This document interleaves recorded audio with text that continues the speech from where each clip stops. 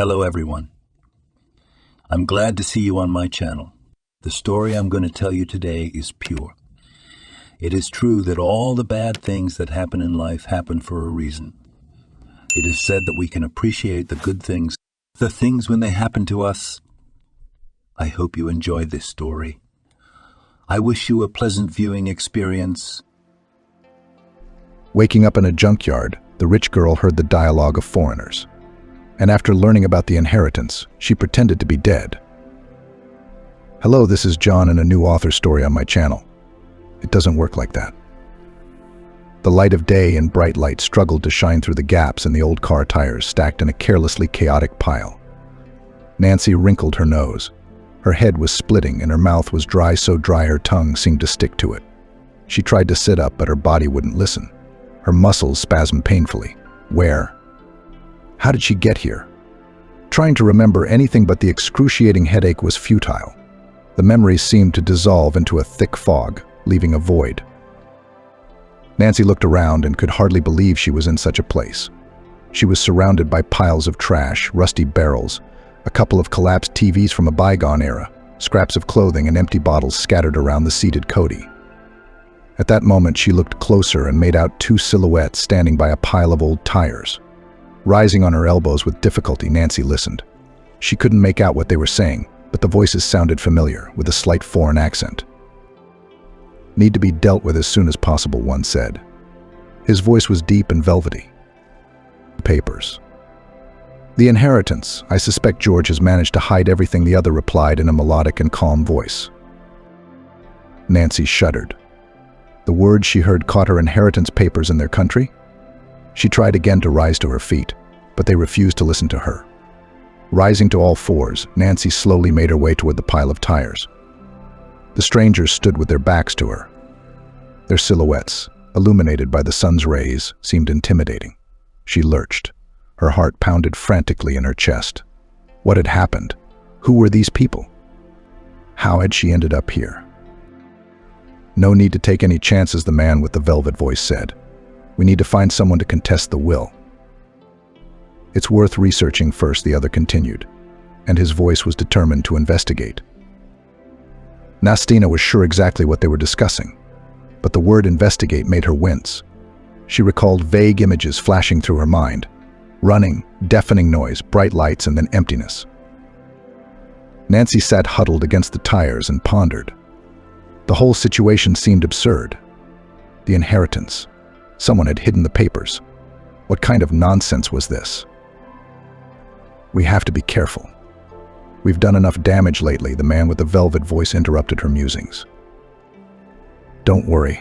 I've thought of everything," the other replied. Nancy turned pale. A clear but eerie thought suddenly flashed through her mind.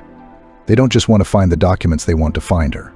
She didn't know why she had decided that, but her intuition was telling her. This situation is very dangerous. Nancy glanced at the pile of trash where old boards were lying around and hastily began to gather them to build herself a shelter. "I can't," she heard a voice that sounded closer than before. "I can't wait so long." She froze. The men were already very close.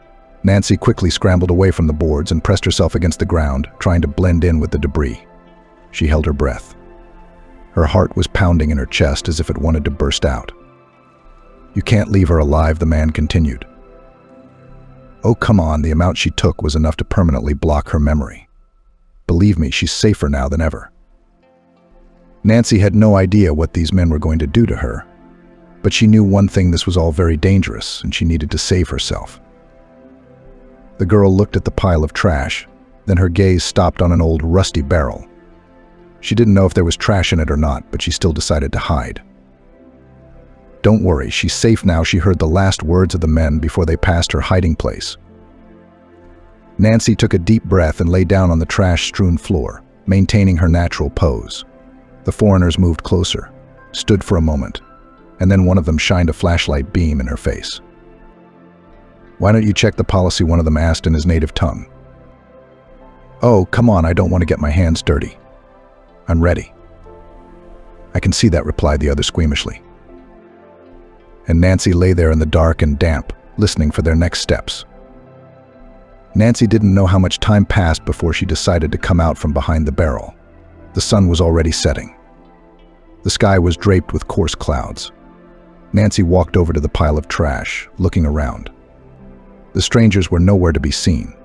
She took a few steps forward and found herself near old wooden booths that looked more like abandoned shacks.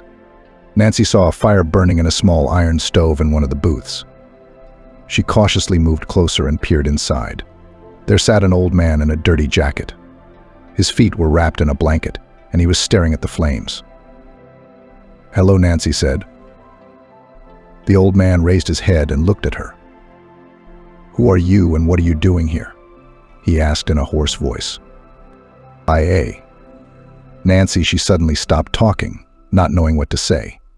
She didn't remember how she had gotten to the junkyard. The old man did not hurry her. He continued to look at her with unchanging calmness. "Lost, I suppose?" he asked after a while. "I don't know," Nancy answered. "I don't remember." The old man sighed and took a large cast iron pot off the stove. "Come here," he said, "and warm yourself." Nancy went to the stove and sat down on a small stool. The master poured water into the pot and put it on the fire. "You're freezing," he said, looking at her. "You must get warm." Nancy nodded and looked at the flames. The fire was crackling, casting a shadow on the walls of the booth. Nancy, wrapped in a thin sweater, tried not to look at the old tramp. She was uncomfortable with the sight of this strange, stern man. His reticence made it seem as if he knew more than he was saying. "My name is Mark Stevenson," he said at last, breaking the long silence. "Nancy Roberts," the girl whispered. Mark Stevenson nodded. "Nancy," he repeated thoughtfully. "It's a beautiful name." She shrugged and tried to get comfortable in the chair, which creaked menacingly beneath her. "What are you doing at the dump, anyway?" the old man asked. She didn't know what to say. She didn't remember how she'd gotten here, didn't remember where it had all started. And all she could remember was feeling panicked, feeling threatened, and running away. "I don't know. I really don't know," Nancy whispered. "It happens," the host said and turned to her. The tramp's gaze was intense and penetrating. He paused for a moment, as if searching for words. "I myself," he began, almost in a whisper, "have already forgotten much of my life."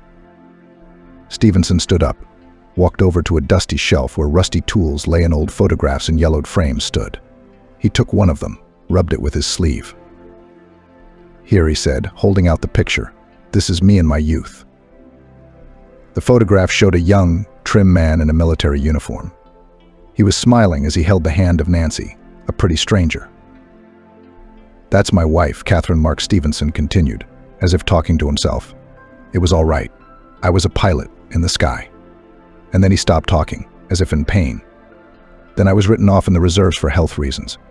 I couldn't do without the sky, without freedom." Stevenson looked at Nancy, and there was a deep sadness in his eyes, but not despair. "I was bored at home. On Earth I became ill at ease, not like I used to be. Catherine was tired of me. She wanted happiness, and I didn't know what I wanted. It was like living happily ever after. George was growing up." Mark Stevenson was silent again. His face was frozen in a sad expression. And then the disease took her. It was a tricky one. Sold everything, gave the last of it to save her somewhere. My son Johnny went to prison. Mark Stevenson took a glass of water from the table and drank it in big gulps. "I tried to save him. Of course, I hired a good lawyer to get Johnny out on parole as soon as possible. But then these men came to my house in this big SUV, and they took the house away from me because his mom lost it in a gambling game. My Johnny put my dad's house on the line. They took everything away from me. I'm left in a landfill with a mountain of garbage." Stevenson grinned. "Sad and hopeless. I'm glad I found this hut at least, and it had a whole oven in it. They say he used to keep watch. What's there to keep watch over now?" "What about your son?" Nancy asked, feeling a wave of sympathy for the old man who had been so cruelly sidelined by life. "I don't know, honey," Mark Stevenson answered. Despair flashed in his eyes again. I got my last letter from him 2 years ago." He looked at the calendar on the wall, dark with soot stains. "That's 2 years," he whispered, as if talking to himself. Nancy put her hand gently on his shoulder. She didn't know how to comfort him, but she wanted to show him she was there for him. "Don't worry," she said. "Everything will be all right." Mark Stevenson smiled sadly. "Thank you," he said. He looked up again and looked at the calendar. "It's getting late," he said. "Come on, I'll make up your bed. There's a spot in the corner." He got up and led Nancy to a corner of the cabin, where old mattresses and blankets lay on wooden bunks. "Lie down," he said. "The morning is wiser in the evening. Where will you go at night now? No money, no papers." Nancy lay down on the mattress and tangled herself in the blankets. Despite her fatigue, she couldn't sleep. She thought about Mark Stevenson, about his life of loneliness. She also thought about her own fate and the secret she couldn't remember. "Don't be afraid," Mark Stevenson whispered from the darkness. She closed her eyes and tried to sleep, but the sense of danger she had felt from the start still did not let her go. She still remembered her name, but where she was now, who she was, and what her place in society was, she didn't understand. She didn't look like a girl. Her manicure was well groomed, though her hands were dirty. Clothes, too, could not say anything definite. They were all dirty, with fresh holes in some places, as if they'd been dragged on the ground. "What happened to me?" she asked herself in a whisper, looking up at the ceiling covered in black soot. "Why can't I remember anything?" Suddenly, scraps of images flashed through her mind: the countryside, the grove, the berry bushes, and Grandma Claire Johnson. "The tumor," Nancy whispered. "Well, of course." At that moment, the girl clearly smelled the odor of pine resin and the taste of ripe, sweet blueberries. The image of her grandmother came back to remind her wrinkles, the grid of deep, fate-carved lines on her face. Claire had taught her to distinguish edible mushrooms from poisonous ones, showed her how to weave wreaths of wildflowers, and told her stories of the forest spirits she said lived in every tree and bush. A picture flashed through Nancy's mind. There she was, a little girl in a red dress with white ruffles, chasing a butterfly through a meadow strewn with daisies. Next to her, smiling, is Grandma Claire, picking strawberries in a basket. Unfortunately, the creaking of the old cabin in the wind, the rustling behind the wall, and the grumbling of old Mark Stevenson drowned out the memories, preventing them from taking clear shape. She remembered picking mushrooms with her grandmother, and Claire Johnson had always said, "Take your time. The mushrooms aren't going anywhere." "Take your time," Nancy Grandma's voice whispered in her mind. And suddenly a scene flashed clear as a sunny day in her mind. She was no more than 10 years old. She was walking through the woods to get mushrooms. "Grandma, I'm going to walk a little more," she asked. "I'll see what else grows there." "Okay, but don't go too far," Claire Johnson asked. Nancy nodded and went in search of trophies. Step by step, fungus by fungus. Before she knew it, she was deep in the woods. All she wanted was to find the biggest, most beautiful mushroom in the world. The sun's rays, breaking through the foliage, drew fanciful patterns on the ground. Suddenly, little Nancy heard the cracking of twigs behind her back and felt a sharp, unpleasant odor.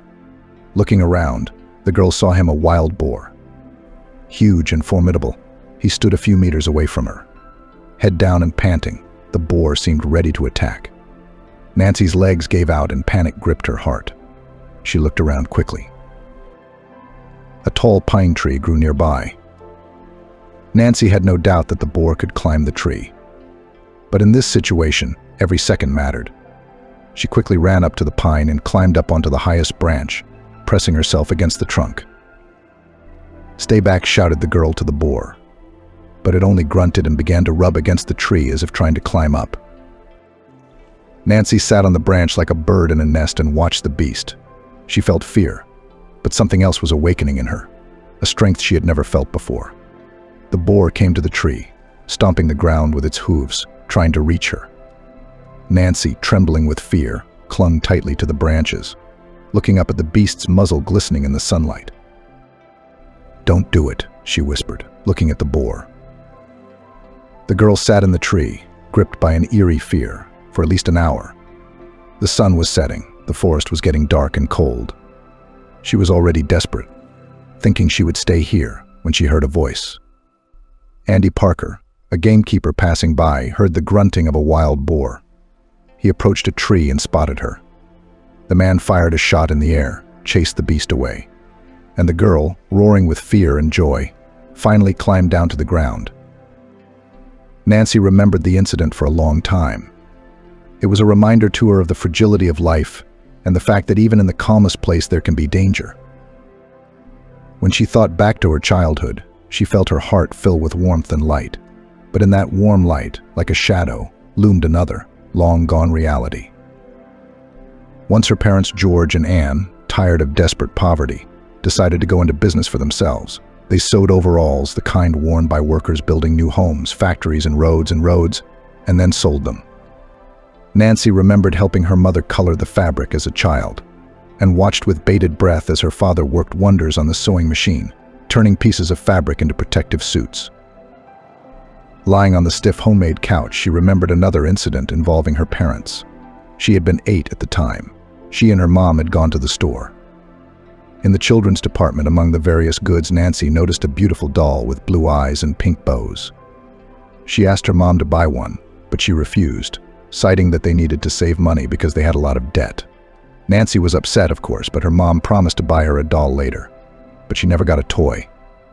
And that incident is forever etched in her memory. Nancy, tangled in an old woolen blanket, lay on the hard couch, tears slowly rolling down her cheeks. She still remembered Daddy proudly showing her the first costumes he and Mommy had made, as if they were cloth toys. They were lying on a cot in their small apartment, fulfilling a dream. "Look, Nancy," George said, hugging his daughter. "This is our future." Anne smiled, stroking her husband's arm. There was a spark of hope in her eyes.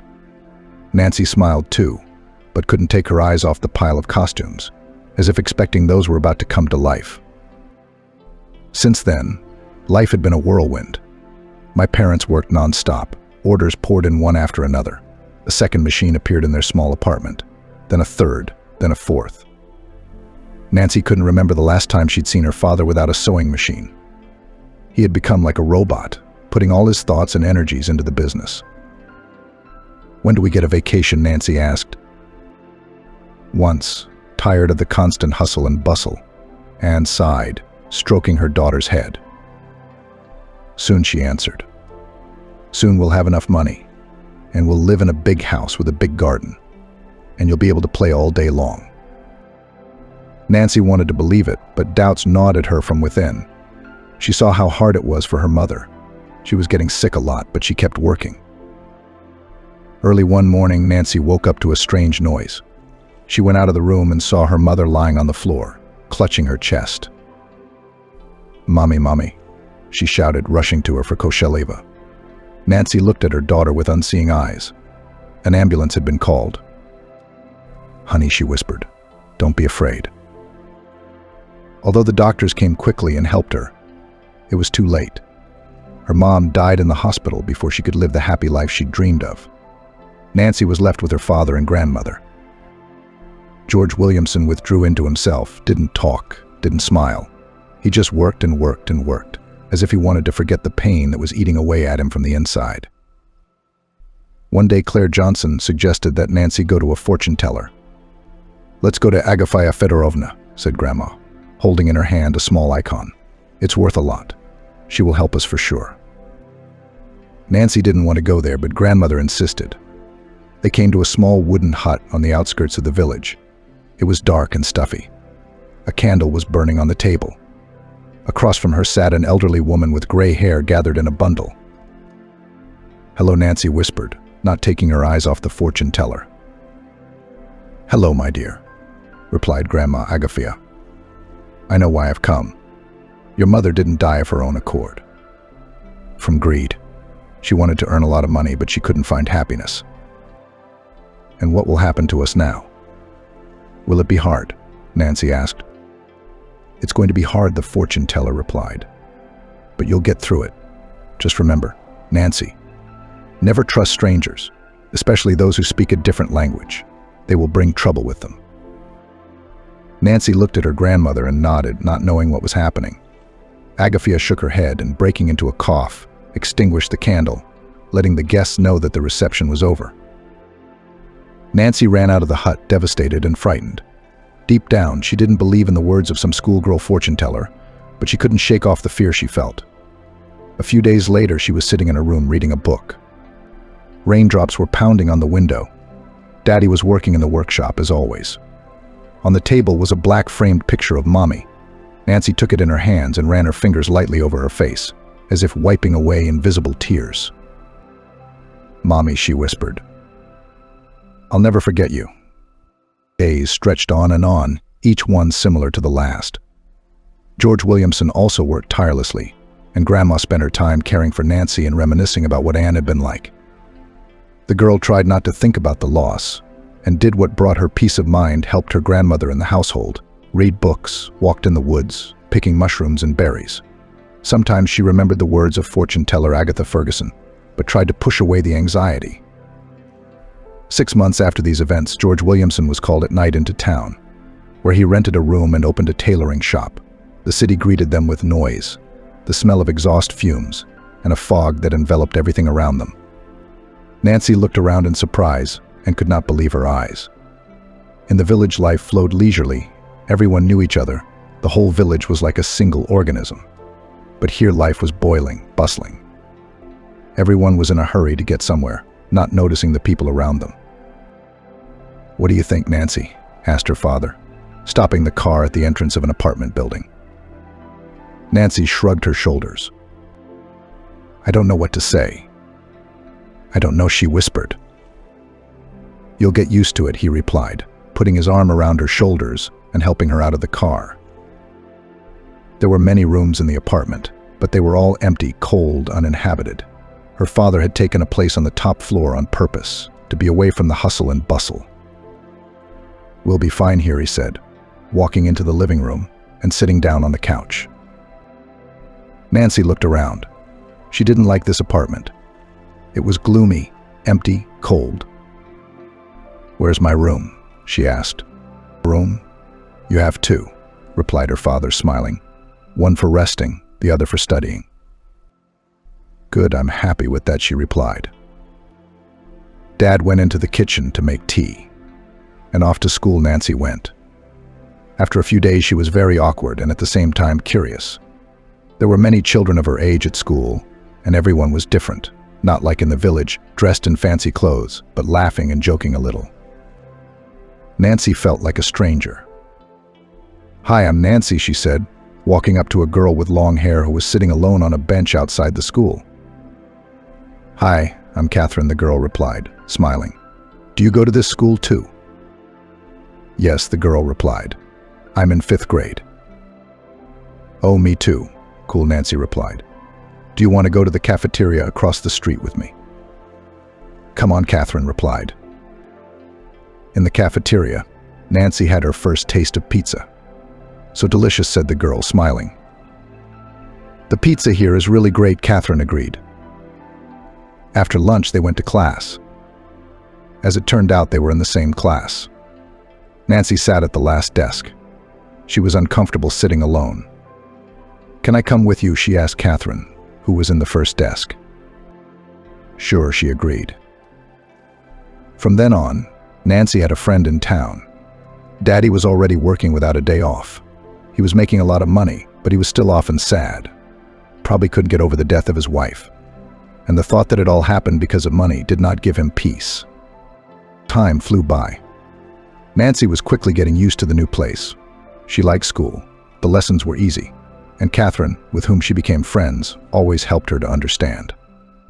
In addition, Catherine often shared with Nancy news about fashion trends, helped her to choose clothes and even cosmetics.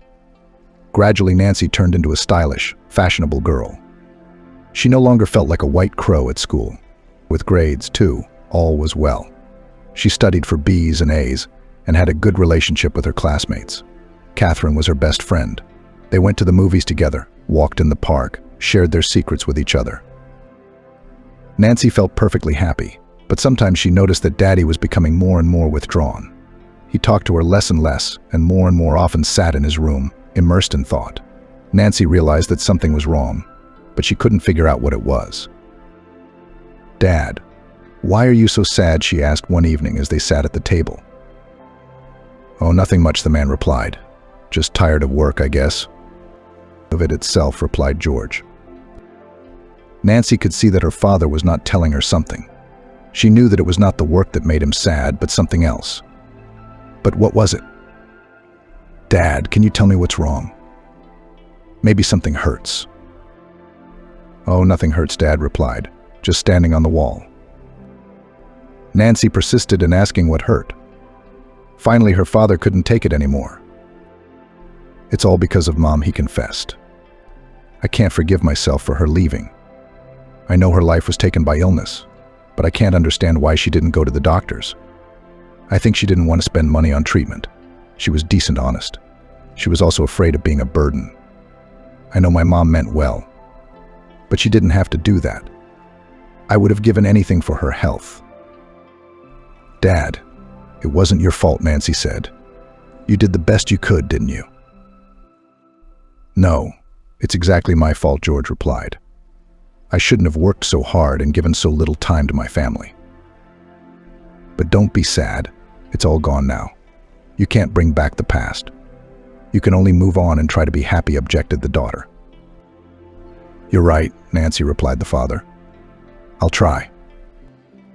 "I love you, Dad," she said. "I love you too," George replied and hugged her. But his daughter felt sorry for him, the same sadness still in his eyes. Time flew by. Nancy graduated from high school with honors and entered the university. She chose journalism as her major. She also studied foreign languages for personal development. Frankly speaking, she always liked writing and dreamed of becoming a famous writer. New friends and new interests appeared at the university. She participated in student competitions, wrote articles for the newspaper, and became famous in university circles. But sometimes Nancy still felt lonely. She missed her father. George still worked weekends and had little time for her. Nancy called him often, but he said he didn't have time. Dad complained that he had a lot of work to do and said he'd be here soon, but he never did. And then Dad had a woman of fatal beauty, Natasha, who came from abroad to his homeland about a year and a half ago. And it was as if Dad was replaced, like a man of age, but fell in love like a boy. Natasha was only 10 years older than Nancy.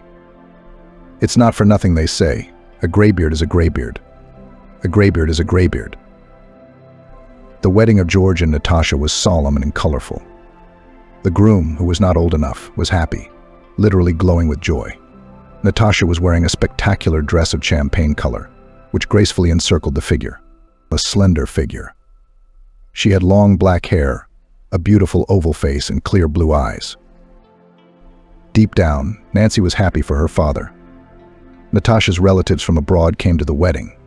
They communicated in their own language, but Nancy understood them and tried to participate in the conversation. "Nancy, how do you like my relatives?" Natasha asked her in a strange way. "Very nice," Nancy replied. "But I don't speak German very well." "Don't worry," Natasha replied, "I'll translate." The guests danced to live music, drank champagne, and partied. George Williamson was happy and felt young and strong again. He was ready for a new life, a new chapter in his story. "Nancy," she turned to her daughter. "Thank you for coming. I'm so glad you're here." "I'll always be here for you, Daddy," Nancy replied. "You know that. I love you very much." "And you too," Nancy replied and hugged him. At that moment, she thought he had finally shed the weight of sadness and pain left behind by his mom's passing. After the wedding, George and Natasha moved into a beautiful house on the outskirts of town. They had a large garden, a swimming pool, but unfortunately his father was never able to give up his endless work, and therefore still as little time to spend with his family. Nancy understood that her father had a lot of things to do, and she knew that sometimes he couldn't just drop everything and come over. But still, she was sad. She wished Dad would just call and talk to her. Nancy tried not to dwell on how lonely she felt. Trying to find solace, she went to her studies. Student life was full of events, lectures, seminars, internships, meetings with the student creative group, concerts, theater productions. Sometimes Nancy really forgot that she was alone. especially when a friend appeared. His name was Sidney. He was a few years older than Nancy, but they shared a common passion for literature. "It's strange," Sidney once told her. "You write so beautifully, but all the time with a kind of sadness." "But everyone has a little sadness," Nancy replied. "Everyone has their own reasons." "But you're doing fine," said the boy. "Not really," she replied. "I had a mom, but now she's gone." "I'm sorry," Sidney said. "Let me help you finish your story." "You're very kind, but I don't want to hurt Daddy. I still hope he'll make time for me." "Don't be so naive," Sidney said. "You're an adult." "I know he's busy. I just miss his attention." "I understand that. But you don't have to let him play games with you," he said. "What do you mean?" Nancy blurted out. "I mean you should fight for your place in his life." "I don't want to fight. I love him." "Or do you think he's forgotten me?" "I don't know. Your father is very busy, and he must have forgotten that he has a daughter." "Don't say that. Please," the girl took offense. "I'm sorry, I don't want to offend you." "I understand you." Sidney corrected himself. "Thank you, Nancy. I want to tell you this. You're very smart, very beautiful, very talented, and I really like you." Sidney began stammering. She didn't know what to say. He was a good friend whom she respected, but at this moment she couldn't yet reciprocate his feelings. "I'm sorry, Sid, I'm not ready for a relationship yet," she said. "I understand," the guy said, "but I will wait." "You don't have to," she said. "Let's just stay friends." "Okay," Sidney said, "but I'll still be waiting." Nancy said goodbye and went to her dormitory. She was bitter that she had never been able to reciprocate his feelings. Deep down, she didn't want to build a relationship until she realized what was going on in her life.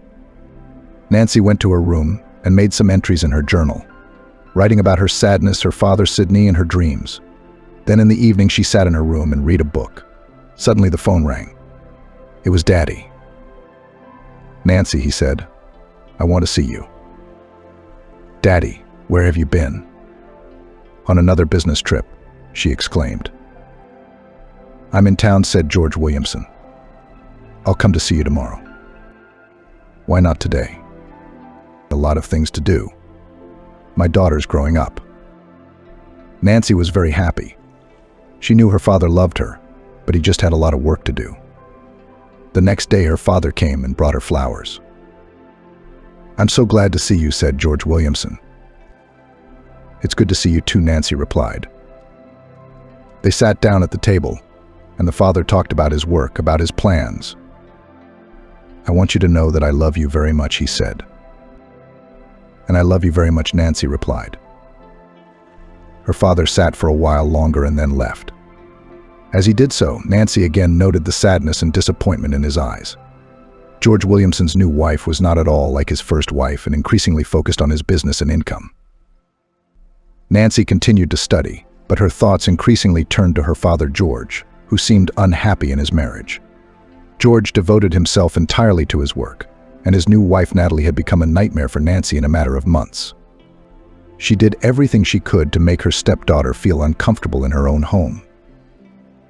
"You better not waste your time with that silly writing stuff," Natalie declared at every opportunity. "You'd better pay more attention to your domestic duties. After all, you're not a little girl anymore. How are you going to support yourself if you're going to wallow in poverty? If I were you, I'd look for a rich groom. By the way, how do you like my new dress? I bought it in Paris. The stores there are wonderful. If you didn't waste your time on useless things, you could afford such purchases too." Nancy listened patiently to all the barbs, trying to ignore her stepmother's rudeness. "I know you can't understand me, but I won't give up. I will study, and I will get my way," Nancy answered. And she really didn't give up. Nancy studied hard, wrote stories and articles, and gradually her talent began to bear fruit. Soon she published her first story in the newspaper. Nancy was very pleased that her work was appreciated. She began to write and publish more often in various publications, and received an award for the best literary creative projects. However, her joy was overshadowed by thoughts of her father. Seeing that he was not in good health, Nancy was very worried, but her father denied the problems in every possible way. "Don't worry, daughter," he would say over the phone. "I'm doing fine, I'm strong and healthy. And you don't forget to study. Finish university. I love you very much." Nancy, however, saw that her father was tired, coughing more often, having painful attacks, and complaining constantly of headaches. One day she came to visit him and saw that he was no longer able to handle his daily chores.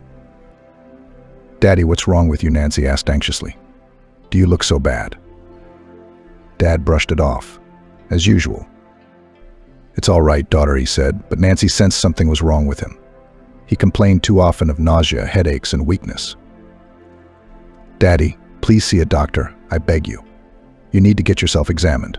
After all, you know that illness is better prevented than cured." Dad sighed. "I guess you're right, Nancy. I'll think about it." But he never did. He continued to work nonstop, taking no time for his health. Nancy graduated from the university with honors and began working as a journalist for the local newspaper. She wrote articles about culture, fashion, and city life. Nancy liked her work, which made her feel free and independent. But she did not forget about her father. One day she received a call from her stepmother. After a pause, Natalie informed her that her father had died. Nancy was shocked. She couldn't believe it, because she had always naively believed that her father would live for a long time. For the first few minutes, she couldn't say anything but cried. She cried not only for her father, but also for herself, because she couldn't be by his side during the last days of his life. Nancy couldn't even find the strength to leave the apartment. She did nothing but lie in bed and cry. It seemed to her that her whole life had fallen apart. That same day, Sidney came to visit her. "Nancy, I really feel for you," he said. "I can't believe your father is gone." She only nodded. Sidney sat down next to her on the bed and put his hand on Nancy's shoulder. "You know, I always thought your daddy was a very smart and strong man." "Yeah, you're right," Nancy whispered. "He was wonderful. I realize this is very hard for you right now, but please don't despair. You have to move on with your life." Nancy didn't answer anything, just stared at the floor. Sidney continued, "I know you don't want anything right now. But please don't shut yourself off. I'm always here for you. You can ask me for anything." "Thank you, Sidney," he said. "But I don't know what's next." "You can do anything. I believe in you." It had cost her a great deal of effort to begin making funeral arrangements for her father. Sidney had been by her side the whole time. Even at the cemetery, they stood with each other by the casket. As Nancy watched her father's face, it seemed to her that he was only asleep and would soon wake up. But of course he wasn't. The memorial luncheon was held in a home-like atmosphere. Nancy sat at the table surrounded by relatives. She was having a hard time. She couldn't eat anything, didn't want to talk. Natalie sat across from her with a haughty expression. Her eyes were filled with the thought of her late husband's inheritance. But Natalie did not know the most important thing, that her husband owned not only a network of garment factories, but also real estate in other countries, as well as a foreign bank account with $1 million. Most importantly, George had left the entire inheritance to his daughter. Nancy said with a sarcastic note in her voice, "Stepmother, you need to eat. You're so thin." "I can't," the woman replied. "No appetite." Natalie grinned, thinking about how she could get to the notary's office as soon as possible and get everything settled. How disappointed she was when the notary informed her that everything had gone to Nancy. Meanwhile, after the funeral, Sidney led the girl to her room and himself stayed in the living room looking through the newspapers. He soon noticed an article that a prominent businessman was missing in town. It indicated that the businessman was a cousin of George Williamson, and his disappearance could be connected with unknown criminals. At that moment, Sidney thought anxiously of Nancy. He could not leave her alone in such a situation. "Nancy, I've been thinking it would be good if you came to my place. You need some quiet time right now," Sidney said. She declined, replying that she would stay at her place. "I understand," Sidney agreed. "But at the same time, I'm very afraid to leave you alone. I'll get someone to watch you." Nancy sighed and said she needed to deal with her father's death. Sydney left the room and called her stepmother, Natalie. "I think it would be best if Nancy came with me," he said. "I don't care," she replied in a cold tone. "She's a grown girl. Let her decide where she wants to go." Sydney sensed that Natalie was trying to avoid responsibility again, realizing that there was no deal to be made with her. He decided that he would look after Nancy on his own. Sydney spent the night in the living room while the girl slept in her room. In the morning, he decided to talk to her again. "Nancy," he said, "I really want to help you. Well, tell me, what can I do for you?"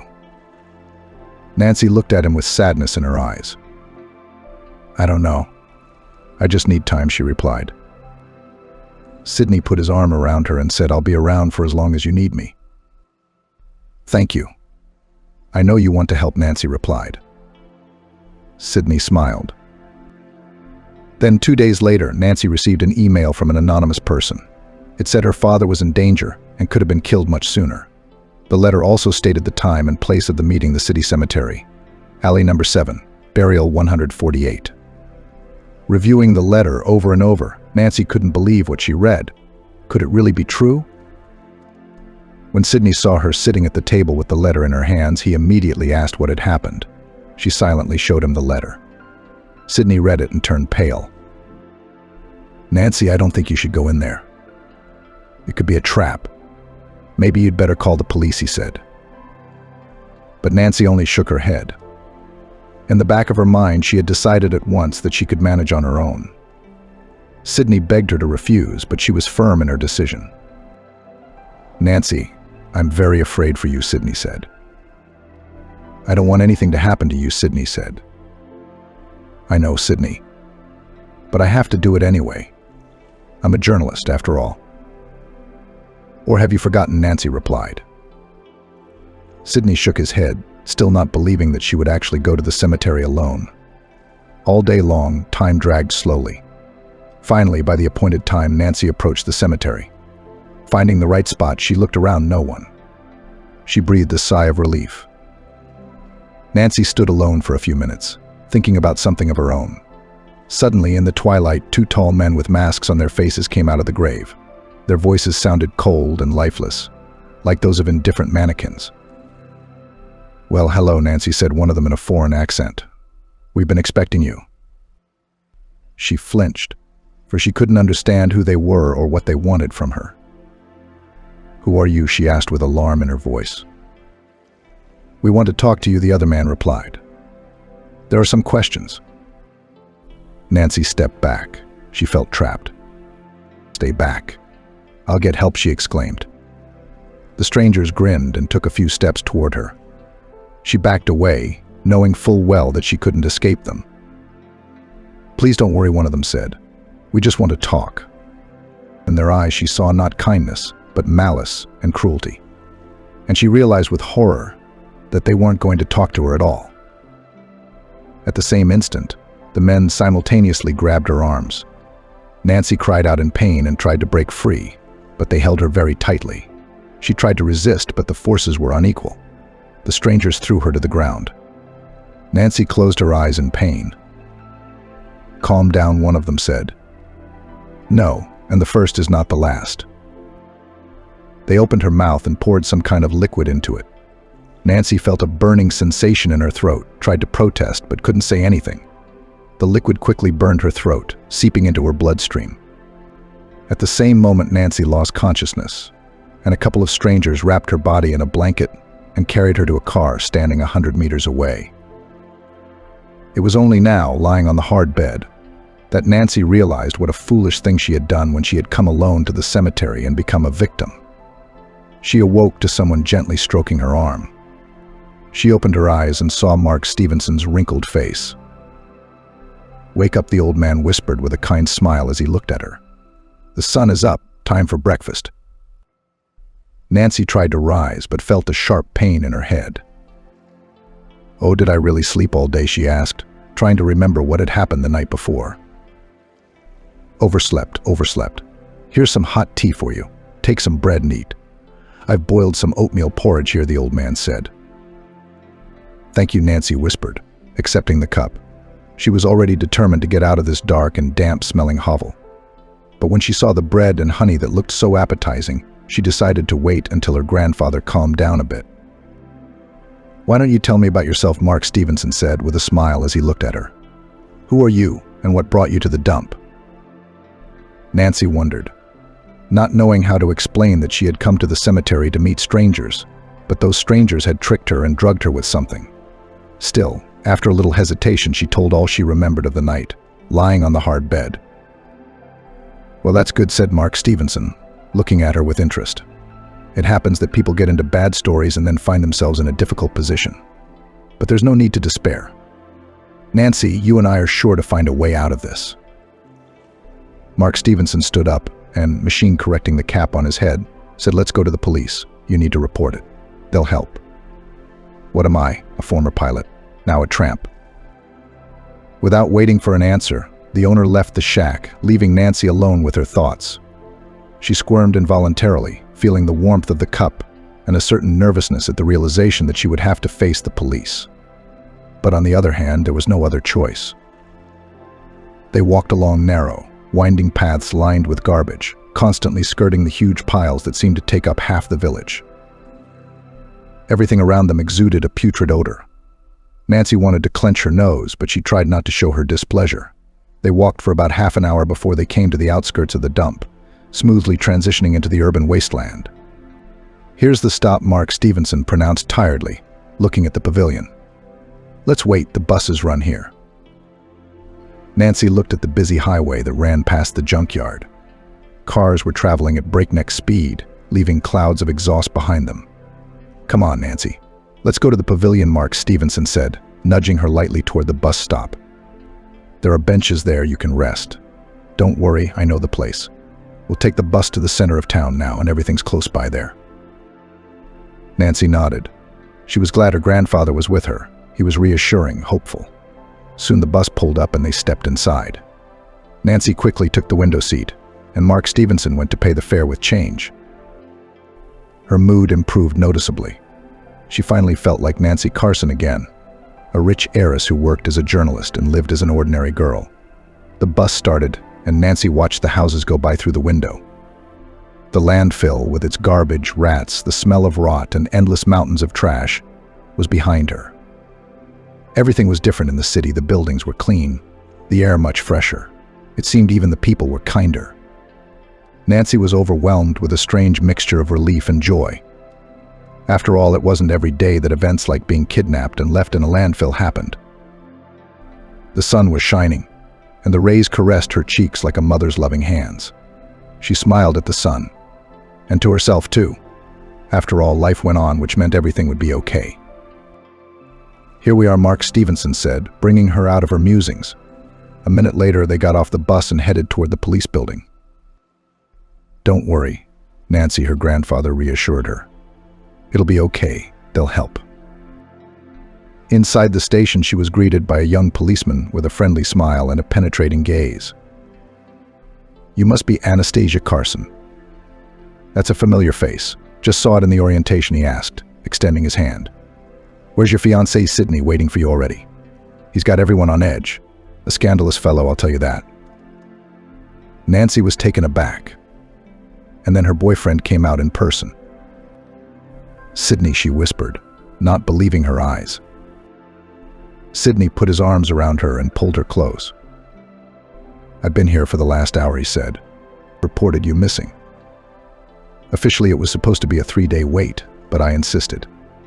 Anyway, hot on the trail, they figured out who sent you the letter in the mail and who kidnapped you from the cemetery, and tried to eliminate you by leaving you at the dump."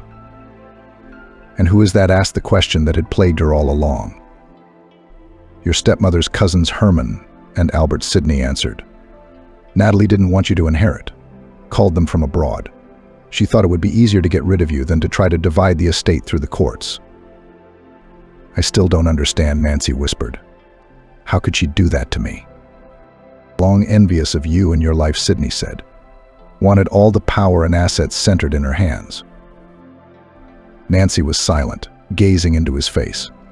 She couldn't believe her stepmother was capable of such meanness. "And how did you know all this?" Nancy asked. "I know a little man who works for the police. He listened to me, and together we gathered information about your disappearance." "What about Natalie's brothers?" "They're already being interviewed. They'll be put in the detention center soon.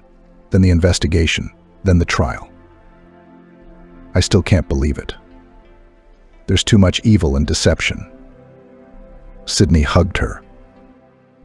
"It's going to be okay. You're free. I'm with you." Nancy clung to him, feeling warm and protected. She also realized that Sydney was her only real family. "I'm so glad you found me," she whispered. At that moment, a woman in a black dress was led into the police station. Her face was pale and her eyes were red from crying.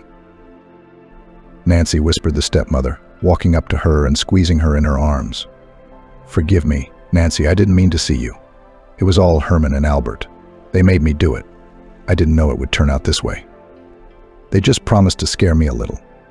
But Nancy didn't believe a word of it, especially after the investigation had revealed that it had been her stepmother who had added a drug to the late George Williamson's food, an overdose of which could cause cardiac arrest. Nancy looked at her with emptiness in her eyes. Natalie, who for so long had pretended to be caring, loving, who pretended to care about Nancy's well-being, actually wanted her dead. And all these years her stepmother had hidden her greed, her perfidy under a mask of virtue. As if reading her thoughts, Sydney pressed her hand against his. "You don't have to believe her," he said firmly. "All the evidence has been gathered. Her lies won't help." He understood her and pulled her close to him. "Sydney," Nancy whispered as Sydney held her hand and led her toward the exit. "You don't know how grateful I am. You saved me." "Come on," he smiled. "You know I'm always ready to help." "I know," Nancy said, tears welling up in her eyes. "And I love you for it." "I love you too," Sydney replied, taking her hand gently. The sun was already at its zenith, painting the rooftops and sky in bright colors. When the young people left the police building, Nancy continued, "Sydney, you are the only one I want by my side, and I want you to be my wife." He pulled a velvet box from his pocket, opened it carefully. Inside glittered a modest ring with a stone. "Will you marry me?" She answered him with a tender kiss, silently saying yes. They decided to have the wedding on a motorboat. It had been Nancy's dream. She had always wanted a romantic wedding on the water, under the stars, surrounded by beautiful lights. Sydney did everything he could to make her dream come true. He booked a magnificent motor ship decorated with white roses and garlands of white lights, ordered the best orchestra in town that played magical jazz-style tunes, and hired the best photographer to capture every happy moment of the event. Nancy was the most beautiful bride. She wore a new white dress in the Greek style, a wide skirt and deep cleavage, which favorably emphasized her figure. Around her neck she wore a pearl necklace that was impossible to take one's eyes off of. When Nancy went on deck and saw Sydney standing on the bridge waiting for her, Anne could not hold back tears of happiness. Their wedding was simply magical. Friends and relatives shouted, "Hallelujah," then they danced and sang together under the stars. Sydney and Nancy twirled in a slow dance, clinging to each other and feeling the love. Among the guests, of course, was Mark Stevenson, dressed in the uniform of a retired pilot, shouting with everyone bitter the former tramp couldn't stop crying, thanking fate for bringing him together with such good people. The first months after the celebration passed in a romantic atmosphere of happiness and joy. Sydney and Nancy lived together in a house by the river. Their bedroom windows overlooked the water, and in the morning they woke each other up with the sounds of the waves and birdsong. Sydney loved to cook breakfast for Nancy, making her delicious fresh fruit salad and strong coffee. And Nancy often sat on the balcony admiring the sunrise and wrote her articles. And in the evenings they would walk along the beach, holding hands, talking about all sorts of little things. Breathing in the fresh air, soaked with the scents of the river and greenery. Sydney smiled and, looking at Nancy, felt himself the happiest man in the world. And they both felt that their lives were just beginning.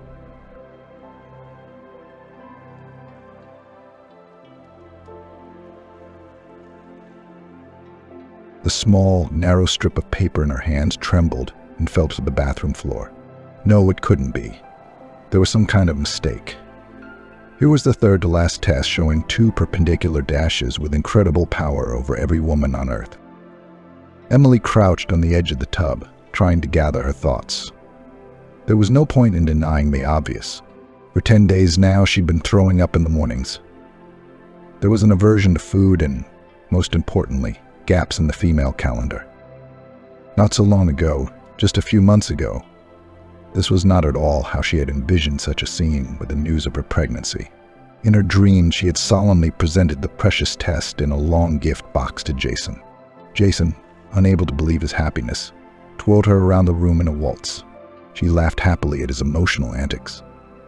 It was like something out of some wonderful romantic movie. After all, she had gotten used to the idea that he was her soulmate, the one and only for life.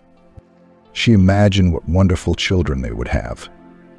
The eldest, of course, was a boy, smart beyond his years, dark-haired, with daddy's gray eyes, and the youngest daughter, everyone's favorite, cheerful, with a doll's face and cute curls.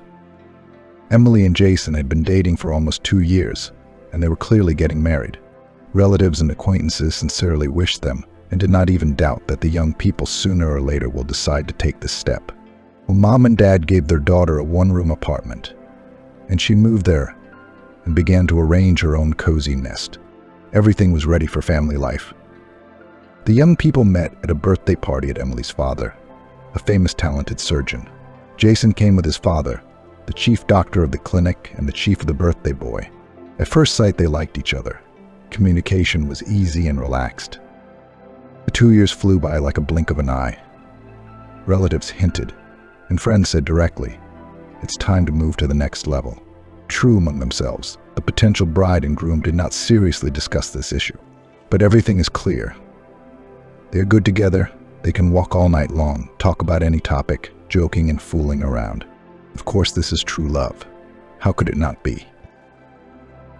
Jason had vaguely hinted at a future together, and Emily had already been looking through wedding magazines to keep up with the latest trends, so the long-awaited proposal hadn't taken her by surprise.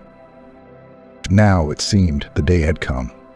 Jason, who'd been busy at work for the past 3 weeks, suddenly called first thing in the morning and in an unusually serious tone invited her to a restaurant that evening. So all day Emily had been terribly nervous. What if something went wrong? How will he do it? Loudly and in full voice, will ask, standing on one knee, to the quiet melody of a gray-haired violinist, or perhaps limited to a surprise with a ring in a glass. Emily would be happy with either option. She even rehearsed in front of the mirror on her face pleasant surprise, mixed with joy and embarrassment, and picked the most appropriate intonation in her voice to answer. But by the appointed time, the feelings had subsided. From excitement and worries remained only a slight trembling in the chest in anticipation of a wonderful turn in her fate. She waited. Finally came in handy elegant dress of light shade, long stored in the closet. For such an occasion, her hair was carefully arranged, fresh manicure perfectly matched with the outfit. On the chest of a small gold pendant, in the form of a heart with a tiny diamond, as a hint for the lover. The groom hadn't eaten much all evening, but his eyes were burning with excitement, and he looked pretty determined. Apparently, he just could not choose a convenient moment to start such an important conversation. The girl looked at him affectionately, trying to cheer him up with a look, saying, "Everything is all right. I love you too." And finally, the young man solemnly took in his hand a glass with wine sparkling in the rays of artificial light and said, "Emily, so you and I have known each other for so long and so well. You are wonderful, beautiful, intelligent." After these words, the girl modestly lost her gaze, as a bride should. And the groom continued, "You are my best friend. You have always understood me and supported me. And that's why I want you to be the first to know." Barely holding back a joyful smile and ignoring the bewilderment on Emily's face, he blurted out, "I met the girl of my dreams, and I want to commit to her for the rest of my life." Emily felt like she'd been splashed with a gush of cold water. "What do you mean, dream girl?" What was she then? A friend, just a friend.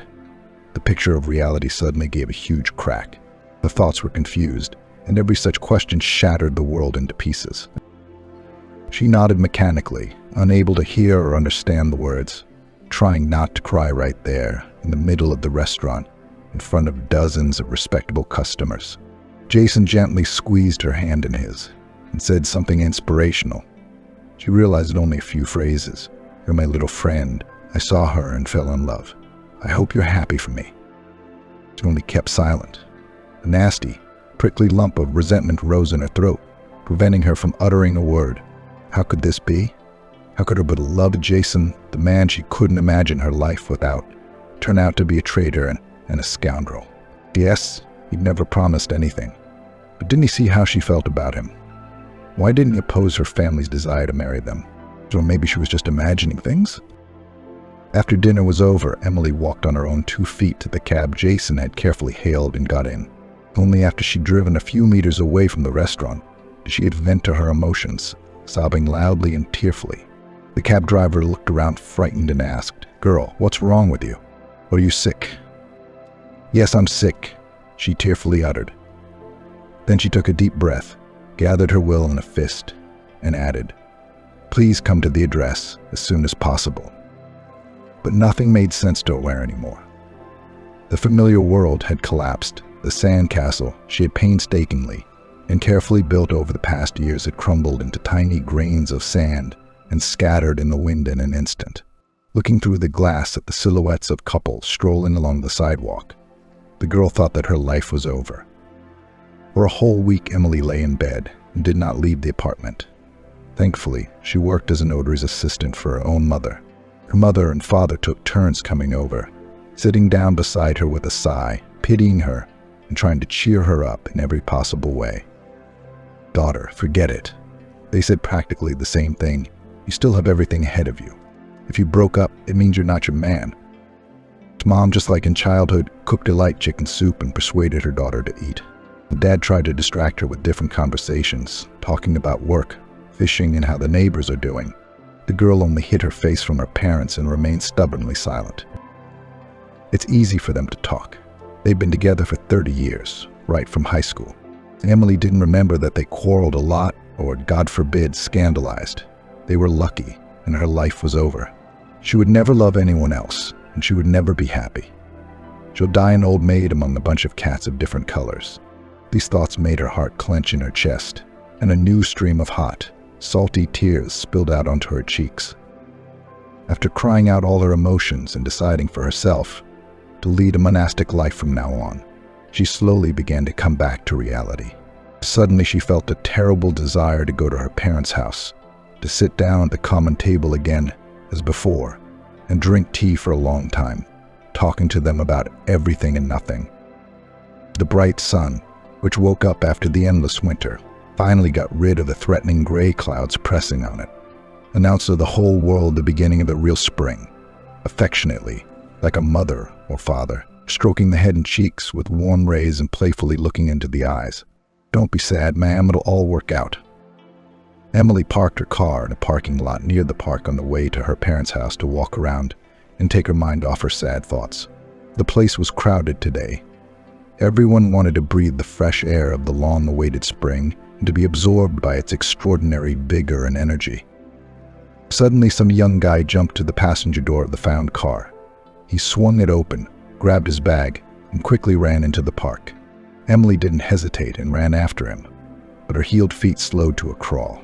In desperation, she shouted into the crowd, "Thief! Get the thief! Help!" But the girl's voice, apparently from excitement, sounded weak and unconvincing.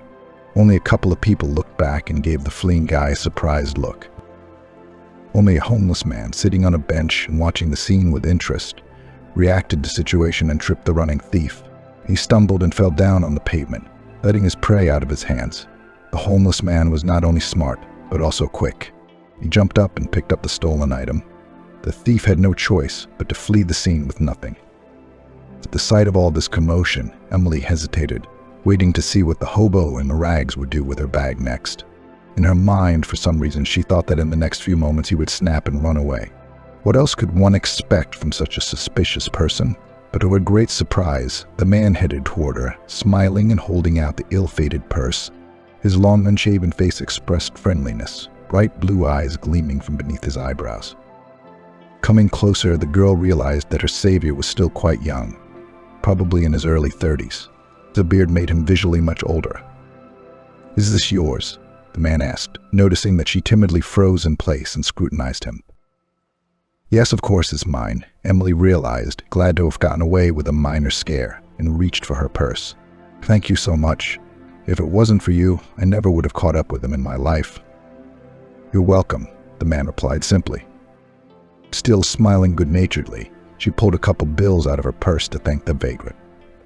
Take it, please. I am indebted to you. But to her surprise, the man refused, seeming even insulted and frowning. Why no? Can a real man take money from a girl for help? With a strangely ironic smile, he asked. Emily was confused. She didn't know what to do with the money. What if this savior was just padding his price? What if he wasn't? Then adding a few more bills would hurt the man completely. And why does she immediately think of bad things? Maybe there are still honorable people in the world. It's just harder for a good man to adapt to the new conditions of modern capitalism. That's why he'd fallen to such a state. She tried to mentally justify his miserable appearance. I'm sorry, but I feel awkward. I have money and documents in my bag. I want to thank you in some way, she said confusedly and quite sincerely. The tramp smiled again and squinted slyly. Just give me a treat, and we're even.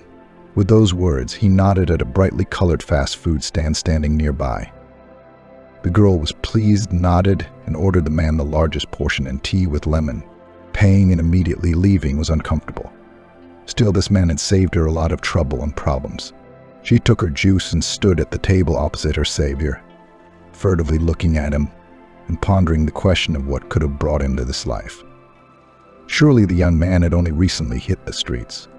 His clothes, though cheap, did not emit the characteristic foul odor of a body unwashed for months that most of his fellows did. His hands were quite clean too, and he ate quite neatly. My name is Michael, he said, catching her scrutinizing gaze. The girl said, I'm Emily, thank you very much, Michael.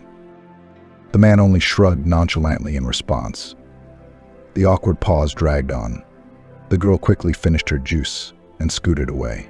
Thank you again. But I have to hurry. Is there anything else you'd like to take? No, thank you. That's enough, Michael grinned and nodded complacently. Have a good day.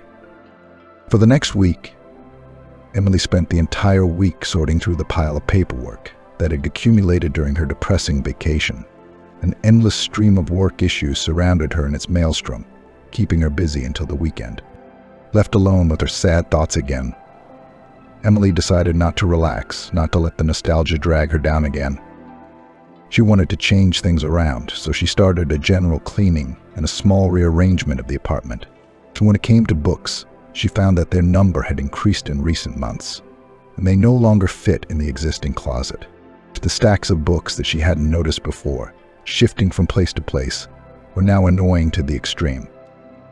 There had to be some way to deal with this issue on the upswing. Not wanting to put the problem off, Emily immediately changed into jeans and a light jacket and went to the hypermarket, where she had once looked at a small, nice rack, which was supposed to fit perfectly into the interior. In the store on a day off was not crowded, but the same rack was modestly waiting for its new mistress in the very corner of the exposition. Having calculated that in the disassembled form by size, it just fit in the car, Emily decided not to order delivery, and to take the purchase with her in order to finally put the long-awaited order in the apartment before the evening. But in a few minutes she was grumbling, trying to cram the oversized package into the poor little car, and already regretted her decision. In despair, Emily was ready to cry, and suddenly a familiar voice came from behind her. Let me help you. Does your seat fold down? The girl looked back and raised her eyebrows in surprise. Who? But this was a man she didn't expect to ever see again. It's you, Michael. He smiled broadly and, pointing to the purchase, remarked, I never thought such a pretty girl would buy a bookshelf instead of a mirror. The girl involuntarily smiled at such a compliment. Today, this vagrant no longer evoked the same fear and sense of squeamishness as the previous time. Any help would be welcome. What kind of books will you put on it? Asked Michael, figuring out how best to load the goods. Shakespeare, Bulgakov, for example, Emily replied. The young man became animated. I love Bulgakov, especially The White Guard. The girl did not expect to hear such a statement from his lips. "I love it too, but the master and Margarita is closer to my heart," she confessed embarrassedly. The young man nodded approvingly and said eagerly, "And have you seen the new production at the youth theater on this work? And I highly recommend it." Then he hesitated, noticing the bewilderment on her face, and explained, "I once helped them with props, so they let me watch the play." At Chick-fil-A. The young man still managed to place the purchase in the parlor, but it still interfered with driving. Looking at Emily's puzzled look at the driver's seat, he suggested, "If you want, I can go with you and hold it down." The young man was already arousing rather sympathy. Therefore, the girl did not hesitate long. "That would be very kind of you. And I'll give you a ride home later." She suddenly faltered, realizing that she had said something stupid. She didn't know if he had a home. But the man grinned good-naturedly, having guessed her thoughts, and gallantly opened the driver's door for her. On the way, they continued to talk about literature. Surprisingly, their reading habits coincided. So Michael had a good knowledge of music. Too, he had unmistakably identified the composer of a symphony playing on the radio. Emily could not form a definitive opinion of her new acquaintance. He opened for her again and again unexpected facets. On the one hand, the well-read, intelligent, and clever young man aroused sincere interest. But on the other hand, those old patched clothes, long unshaven face, and overgrown hair were repulsive and raised many questions. Helping to unload the purchase from the trunk, Michael asked, "Is there someone to collect it? Or are you going to do it yourself?" Emily shrugged uncertainly. She'd been ready to move mountains in the morning, and she could do anything. Now her enthusiasm was all but gone. Who knows how much she'd have to do to get it right. "Maybe you could help me," she asked Michael out of the blue. He seemed pleased. "I'd love to. You owe me tea and a sandwich, as usual," he laughed, lifting the box easily onto his shoulders. As they made their way up to the floor, Emily was overcome with doubt. It was impossible to justify such frivolity on her part. If any of her acquaintances had seen who she'd invited to her apartment, no one would have understood the girl, and she herself did not understand how it happened. In the hallway, Michael took off his burden and his oversized robe, which frightened the girl, and remained in old worn jeans and a simple laundered t-shirt. In this form, he immediately transformed and looked like some hipster who hadn't been to the barbershop for a long time. Michael turned out to be a handyman. In just 30 to 40 minutes, the new rack took its place in the corner by the huge ficus, making the room even cozier. Emily immediately put her books on it and was pleased with the result. So over tea, they had an argument about the new book. They disagreed on the characterization of the main characters, and each tried to prove his point. Fear and distrust evaporated. They talked funny and laughed about the situation at the same time, and then they stopped talking. There was an awkward pause in the air. They seemed to be reading each other's thoughts, and it made them both uncomfortable. "I think it's time to go," the man said. Emily caught herself thinking that she didn't want to leave, but she asked aloud, "Where can I drop you, Michael?" The man shook his head. "Thank you, Emily. I'll get there myself." He put on his repulsive outerwear again and stomped off. He probably didn't want to leave either. Already on the landing, he looked back and casually, as if by accident, said, "I sit on that very park bench every Saturday." The week passed. Emily never forgot this mysterious young man, as if she had deliberately condemned herself to mental torment. So the thought of him was disturbing and exhilarating, and she could not resist the desire to see him again. It was as if by chance that Saturday she found herself in the park, condemning and justifying herself at the same time. What am I doing? Some strange vagrant, and I'm looking for a meeting with him, she scolded herself. But Michael was glad to see the girl from afar. He was probably hoping for a meeting too.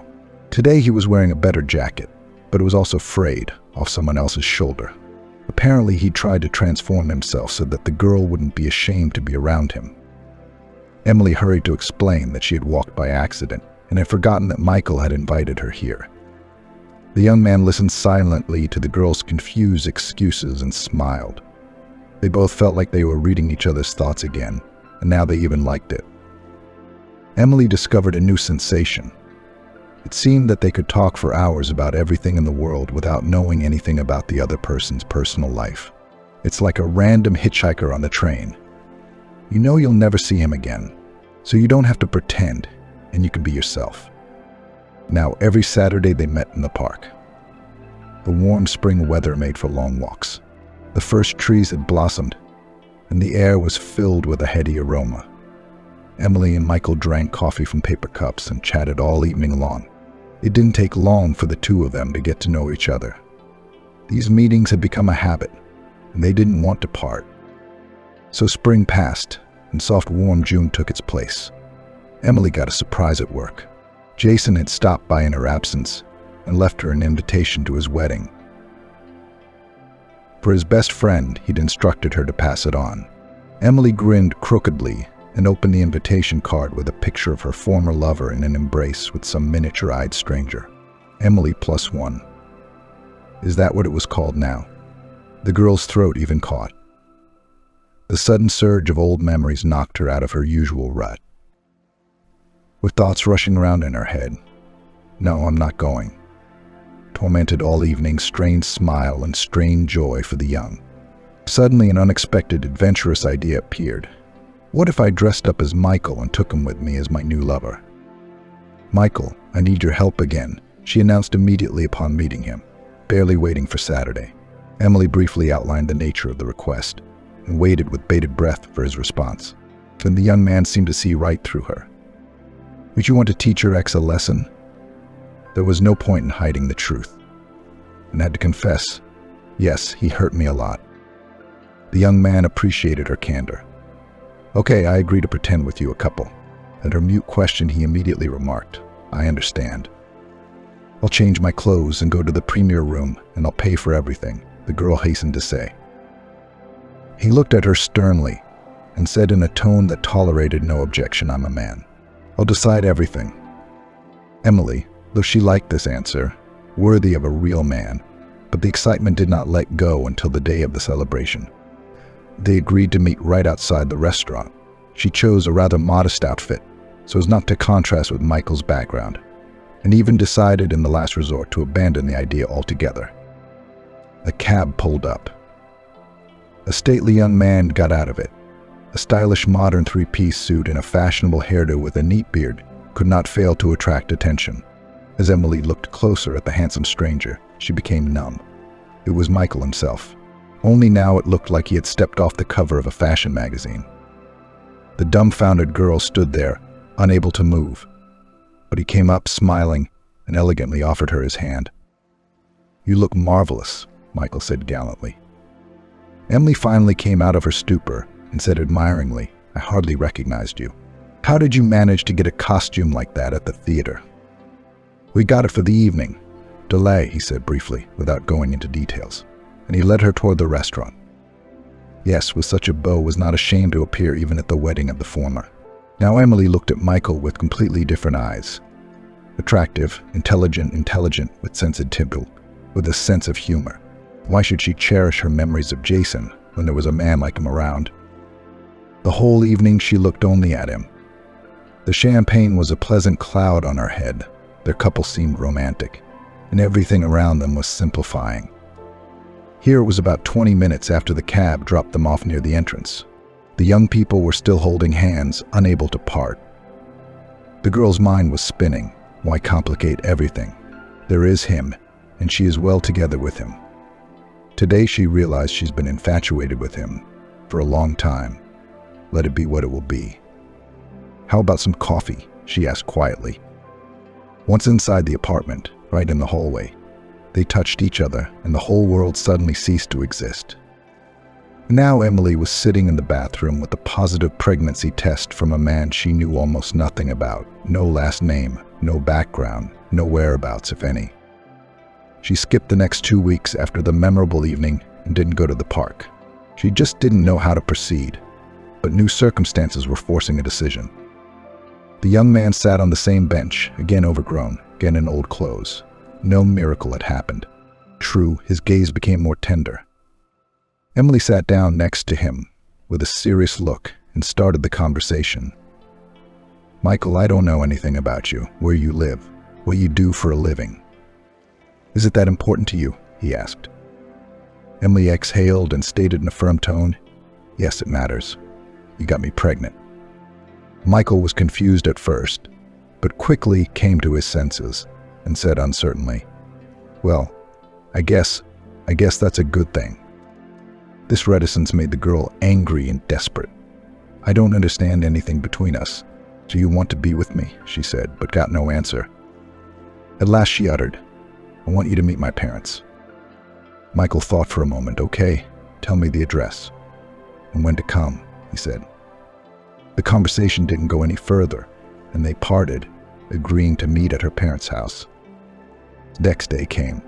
Emily warned her parents that her boyfriend was coming. The excitement had been building all morning. Today she would confess everything. How would they react to Michael and to this news? The ringing of the doorbell brought her to her senses. Michael stood on the doorstep, but his appearance did not make her happy at all. She froze in front of the open door in confusion. Michael appeared in all the glory of his plight. Unshaven and overgrown again. He didn't even seem to have cleaned himself up on purpose, so that there was no doubt who he was. In addition, he had the pungent odor of alcohol and tobacco to complete the image. He pushed the dazed Emily aside and walked into the living room in his shoes. There was no trace of his former polite demeanor. So where's your daddy? He asked in a loud voice. The difference with that former intelligent and touching young man was so striking that the girl could not utter a word. The mother recoiled from such an unexpected appearance and raised her eyebrows in surprise, and the father stepped forward to meet her. Hello, stretched out his hand for greeting, trying to steer the situation in the right direction. But the young man with the drunken look of hatred only stared at the man's hand. And the surgeon, looking closely at the guest, suddenly asked, Something your face looks familiar to me. Have we not met before? I have a good memory. The young man said angrily, A good one, you say. I guess you remember how you stabbed my father on the operating table 6 years ago, too. So did you forget about it right away? Buried, and that was the end of it. And my father froze for a moment, remembering something, and then immediately gave out Johnson. So Michael grinned. A good memory indeed. How do you sleep after that? Doesn't anyone disturb you in your sleep? His eyes burned with anger and hatred. My mother didn't even live a year after my father died. So I buried 2 of them, one after the other, all because of you, you bastard. Staggering, he continued. For 5 years I've been plotting my revenge. First I wanted to hit you with a brick from around the corner. Then I wanted to get you thrown out of your job. But the last one was to make your princess miserable, abandoned vagrant. That would be worse than any punishment for you. The whole of him was like a loaded bomb, ready to explode at any second. Everyone listened in silence. He wanted to say something else, but suddenly, seeing the tears in the girl's huge, unhappy eyes, he stopped, turned around, and walked uncertainly toward the exit. He stopped beside Emily, said quietly, I'm sorry, and walked out of the apartment. All 3 of them remained standing, listening to his quick footsteps on the stairs. Her mother was the first to come to her senses, closed the front door, and asked her husband, Will you explain who this man is? Tears spurted from Emily's eyes. Daddy, she rushed to him. How can it be? You know him, what happened to his father? He only sighed heavily and replied, Daughter, it's very complicated. You see, it wasn't me who operated on his father, it was Smith, Jason's father. He's the head doctor of the hospital now. Back then, he was just a regular surgeon. He accidentally nicked a major vessel during surgery, caused internal bleeding, and the patient died almost immediately. He would not have been forgiven for such a mistake. I had to take the blame, on the condition that he never came to the operating table again. Smith kept his word. Now he's doing a great job with administrative work. It happens. His daughter shook him by the shoulders. You've got to tell him. He's going to hate you and blame you for his parents' deaths. You don't have to tell anyone anything, the man said firmly. You don't have to. He said a lot of mean things to you. But Emily was already sobbing, covering her face with her palms. She was shaking all over. He's a good man, Daddy. You just don't know him. I'm expecting a baby with him. Oh my God, Mother splayed her hands and sank into a chair. Father sighed and hugged his daughter affectionately. Oh, Emily, you're my good girl. Why are you so unlucky with men? The girl buried herself in his broad chest and cried. She cried for a long, long time, and her father gently stroked her head, holding his little, unwise daughter close to him.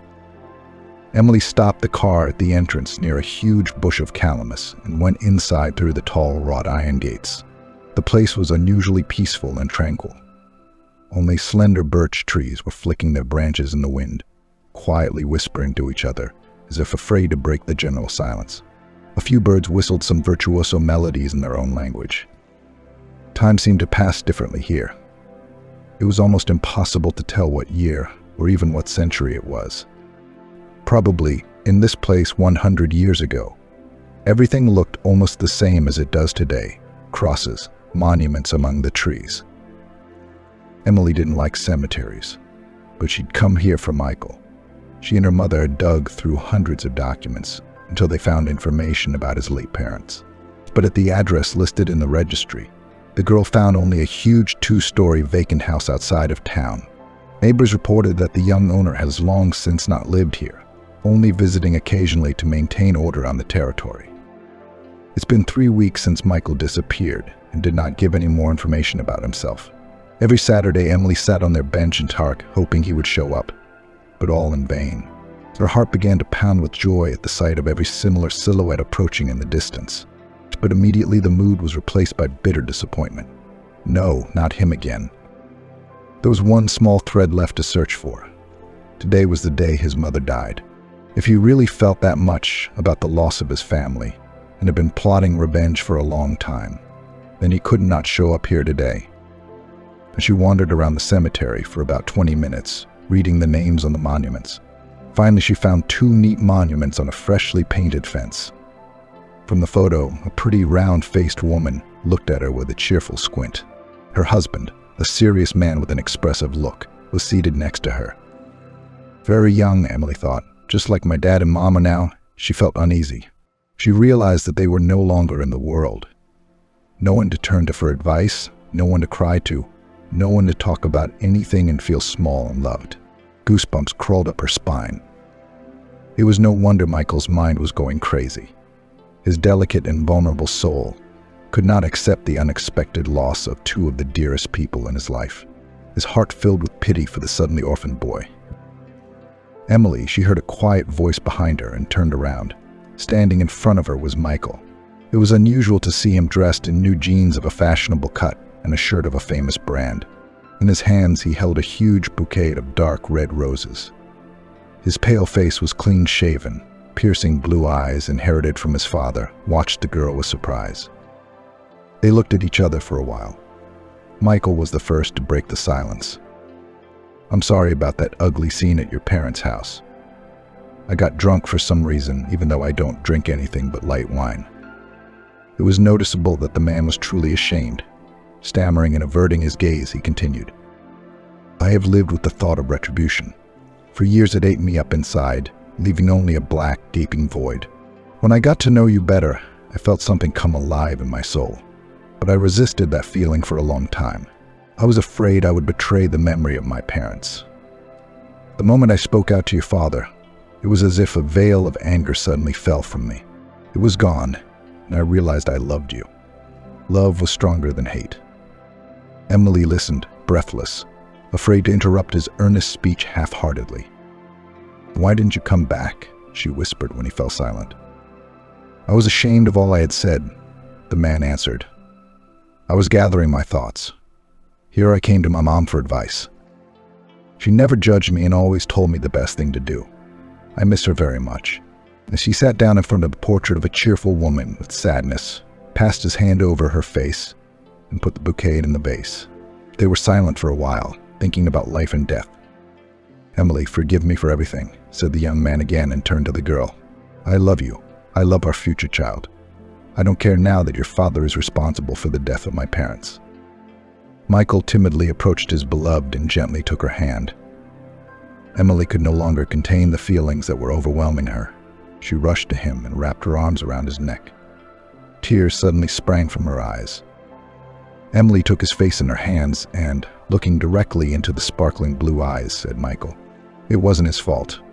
I sought you out also to let you know that. Dad took the blame for a coworker. The young man grabbed her palm and began to cover it with kisses. I'm sorry. It doesn't matter anymore.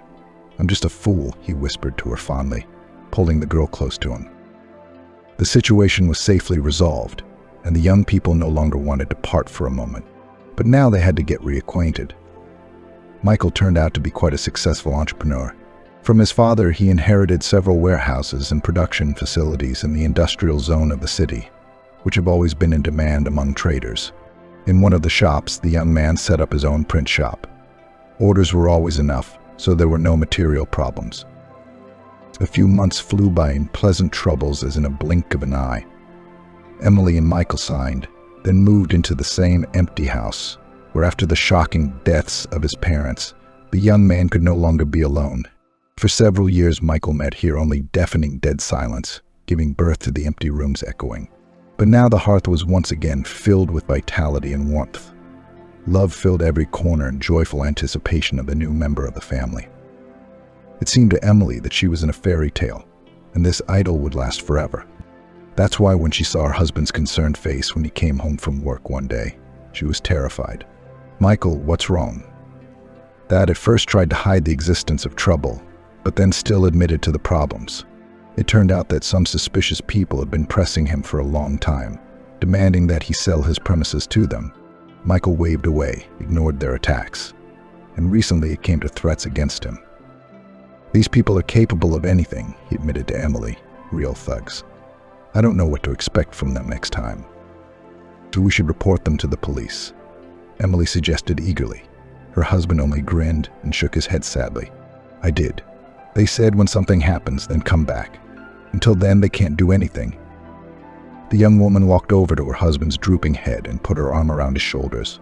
"Michael, don't worry. The two of us will get through this." The man looked fondly at his spouse's rounded tummy and corrected her with a smile. "The three of us." The beloved woman laughed merrily, and the tense atmosphere was immediately diffused. But Michael's fears were justified. Just a couple days later, having decided to come early to work, he could not even get into his territory.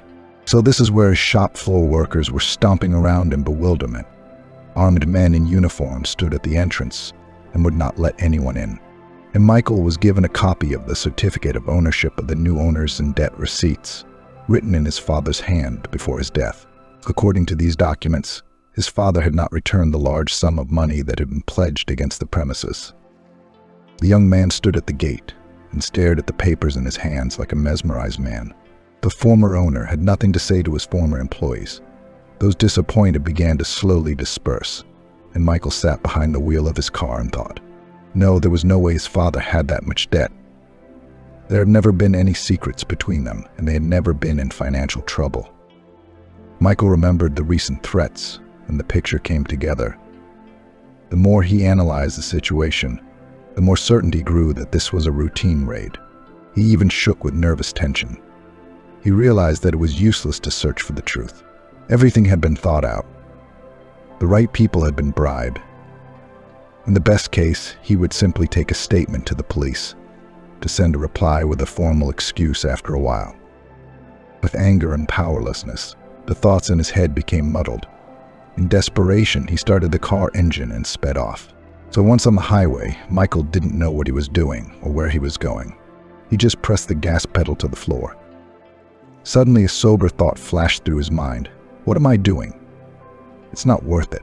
For the main thing is that I have my beloved Emily, and soon the baby will be born. She said it clearly. Together we will survive everything. Reason prevailed over emotion, and the fog in his head cleared. Michael slammed on the brakes, but the speed was too fast. He lost control. The car skidding off the pavement and into the ditch. The last thing he remembered was the rapidly approaching windshield, covered with a spider web of cracks, and at the same time a sharp, piercing pain through his body. After that came darkness. A sharp, nasty sound pulsed in and out. Michael tried to open his eyes to see who was making that unpleasant squeak. A light broke through the slits of his eyelids and blinded him for a while. The man tried to call for help, but only a faint moan escaped from his chest. Someone's indistinct silhouette appeared in his eyes, and his ear caught a voice so familiar and sweet, but unaccustomed to shaking. Michael, love, how are you feeling?" Looking closer, he finally recognized the person leaning over him as Emily. For some reason, everything around him was shrouded in a white mist. And no matter how much he tried to look, the surroundings were still indistinct. The only thing that was clear was that he was in a hospital room. The sound was coming from the ventilator. His wife was sitting by his bed, crying. He was about to take her hand and reassure her, when several medical personnel in surgical suits came through the door and surrounded him. Emily disappeared from view. She must have been asked to leave so she wouldn't be in the way. Turns out he suffered a severe head injury after the accident. He was in a coma for 2 days. Emily waited the whole time, never leaving his side. His arms and legs were moving, but he was very worried about his eyesight, which had fallen very sharply and continued to deteriorate. An examination revealed severe pressure on the optic nerves. The doctor stared anxiously at the CT scan and shook his head unhappily, driving the patient into a frenzy. "Doctor, please tell me honestly, what is it?" Michael asked. The medic shifted his gaze to the patient, sighed and replied, "I don't want to deceive you or get your hopes up. The damage is very serious. You could lose your sight forever." "How about surgery?" the man asked. The doctor shook his head negatively. "No one does that kind of surgery here." He was silent for a while and added, "Let's hope that at least some percentage of vision remains." Michael closed his eyes and turned away so as not to give away his emotions. "Yeah, that's reassuring. Some percentage," he thought. The doctor left the room and Emily appeared about 5 minutes later. Michael looked sadly at her hazy silhouette and barely recognizable facial features. His wife was incessantly cluttering around him, pulling home-cooked food out of her bag, peeling fruit, and telling him something funny. But the faint notes in her voice left no doubt that she already knew everything. The sick man gazed sadly at the outline of his favorite image. Perhaps soon he would not be able to admire her beauty, that sweet, neat nose, the beating strands of hair falling stubbornly over her face, the graceful curve of her shoulders. He would never see his child either. Michael closed his eyes and imagined having to spend the rest of his life in total darkness. The sensation made him feel even worse. The man suddenly caught himself in the cowardly thought that he wanted the rest of his life to be as short as possible. Emily had sensed her husband's mood since she was practically at his bedside all day long. She felt she had no right to show her emotions at home. She would cry into her pillow, but in the morning she would invariably put on makeup, put on a smile and rush to the hospital to support her beloved husband. The woman realized that if she gave up, he would break down and become depressed. After the doctor's verdict, this probability increased. This endless sadness, frozen in his native blue eyes, worried and frightened her. Dad entered the room with a brisk step. He smiled broadly and was in high spirits. Must be the same tactic, Emily thought. "Oh, everyone's here." "Hi," he exclaimed when he saw his daughter. Michael forced a semblance of a smile. It had been a long time since the unpleasant conversation and accusations. He and his father-in-law had built up a good relationship, but now there was no mood for jokes. The surgeon, ignoring the not-so-optimistic greeting, continued, "Well, young people, I just spoke to my colleague from the Capitol. He's ready to take on our case." Michael even lifted himself off the pillow, and Emily hung around her daddy's neck with a joyous squeal. She tried to soothe his daughter. There are no guarantees, but the chances are good. But the girl didn't want to hear anything about guarantees anymore. And when to go? "You can go as early as next week," but immediately besought Emily. "Only you won't go. It's the 9th month after all, you never know. I'll take a vacation and go with Michael. You're going to stay with your mom." "Well, Dad," she tried to object, but then her husband intervened. "Emily, don't argue. Daddy says all the right things. You'll stay with your parents for a while." A few days later, the son-in-law and father-in-law went to another city to prepare for the operation, and Emily settled in her old, kind nursery, in which even the wallpaper with pink kittens still remained on the walls. And the young woman again plunged into the atmosphere of carefree childhood. In the evening, she and her mother drank tea and cookies. In the afternoon, Emily cleaned the house a little, and then all day lay on the couch with a book. On the 4th day of this frivolous life, Emily decided to go home to the country. She had to take some things, water the flowers. She was tired of being idle. Her mother was not too happy about her daughter's idea when she heard her on the phone. "Well, where are you going? On Saturday we'll go together. The weather is incomprehensible. Some clouds are coming," she tried to persuade her. But she was already excited about the trip. "Mom, it's plus temperature outside. I'm feeling fine. I'm just going for a walk," the daughter said stubbornly, and she could not be persuaded. Some suspiciously black clouds were indeed crowding the outskirts of town. Emily waved her hand they would pass by. At home, the ficus was already drooping its leaves. "I got here just in time," Emily thought, and started tending to the flowers. And then she started tidying up the kitchen, and then she got caught up in something else. She remembered to come back when something in her stomach stabbed. The woman sat down on the couch and stroked her stomach. "It's okay, don't worry." But her stomach continued to ache. Outside the window, the rustle of water falling from the sky could be heard. It had rained after all, and she hadn't even noticed. It was urgent to get into town. Emily grabbed her packed bag, stepped out onto the doorstep, and was stunned. It was pouring rain outside, and the frost had left everything covered in a shiny crust of ice. "Oh God, not this," she thought. But her cell phone rang, and her mother asked in a worried voice into the receiver if she was back. "Mom," her daughter answered. The woman shrieked in response, "How come? I thought you were already home. We've got a wall of rain pouring down with ice. How will you get there?" After calming her mother down, Emily walked briskly to the car, but slipped and fell. The pain was intense in her stomach. The woman couldn't even hold back a groan. The pain subsided a little. Emily tried to get to her feet, but not that it was impossible to drive, not even to walk. A new contraction forced her to kneel down so she wouldn't fall again. Had it really started? Not now. What a bad time. Their house was on a slope, and not even an ambulance could get here now. And the rain came and came, building up a new layer on the ice crust, making it denser and denser, killing the last chance to reach civilization. A new wave of contractions left no doubt. Labor had begun. After waiting on the cold ground for another contraction, Emily crawled back to the house on her knees. Soaking wet and breathing heavily, she climbed the steps to the porch. She stepped into the hallway and immediately bent double from the pain. Something warm ran down her legs. No, it wasn't rain, my water broke. Something had to be done right away. The only chance of getting in here was with the SUV. And right now, Emily could only remember one all-terrain vehicle owner. Her hands trembling with excitement, she found a number in the phone book that she hadn't called in a long time. A cheerful cry came through the receiver, "Emily. Is it you? I'm glad you called." The young woman even smiled. Now she knew for sure that she had made the right decision. "Jason, can you help me?" she asked timidly. Jason immediately became serious, listened to her in silence, and only asked for the address. Then he threw it in briefly. "Hang in there. I'll be right there." The next 40 minutes seemed like an eternity. The pain returned more and more often, and each time with a new force it dug into the woman's body, painfully drilling her from the inside. At first she paced around the room, and then she simply lay down on the floor. She thought it was easier that way. That was the position Jason found her in.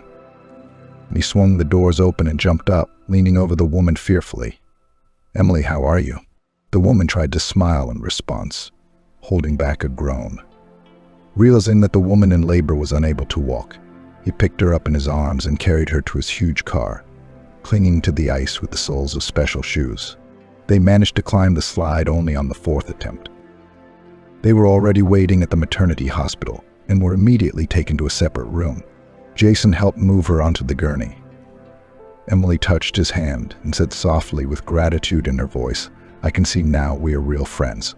Thank you, Jason, for everything." He smiled embarrassedly and joked, as always, "Come on, Emily, give me a Godson." Early in the morning, the joyful newfound grandmother burst into the room. She had tried to make her way to her daughter's room as early as last night, but was decisively stopped by a squad of angry orderlies and nurses. So this morning she could barely wait. "My daughter, my darling." She rushed from the threshold to Emily, laughing and crying. At the same time, when she saw the crib with Ben by the window, she froze and, breathing a little, tiptoed over to the crib. My goodness, how tiny. she whispered delightedly, leaned over her grandson and splashed her hands. The baby slept soundly, smacking his tiny lips. Even a phone call couldn't rouse him from a sound sleep after a hearty breakfast. "Daddy's calling," Emily said, glancing at the cell phone screen. "Daughter, honey," came through the receiver. "Congratulations on the birth of your son, and thank you for your grandson." Emily laughed joyfully. Thank you, Daddy. How are you doing?"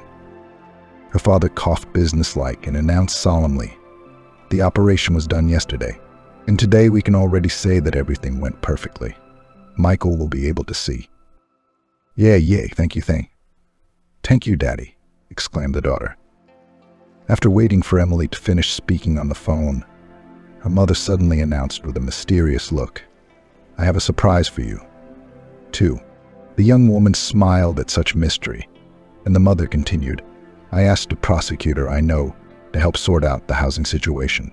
So yesterday came the result of graphological examination, the receipt, and all the signatures of forgeries. Now we can easily get everything back."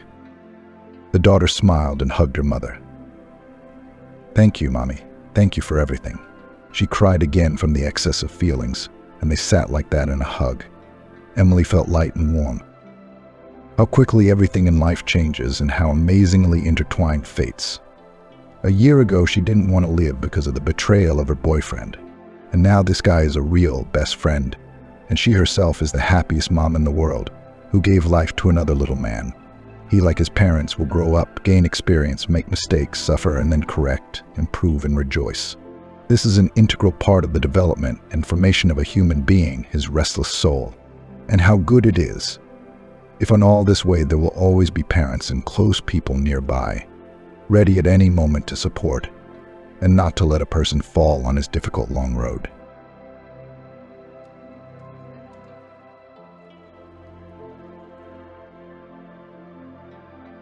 Emma remembered very well how her father left the family, trying to take almost everything that could be taken out of the apartment. She then returned quite late from celebrating her friend's birthday and almost fell, tripping over a pile of equipment and things, for some reason piled at the threshold. The girl even thought that someone had gotten into the apartment and was about to jump out into the entrance. But she heard the voices of her parents coming from the large room, which served as both a bedroom and a hall for receiving cheerful companies on holidays. Hastily taking off her boots, hanging her jacket on a hanger and throwing her backpack on the floor, Emma went to find out what was happening.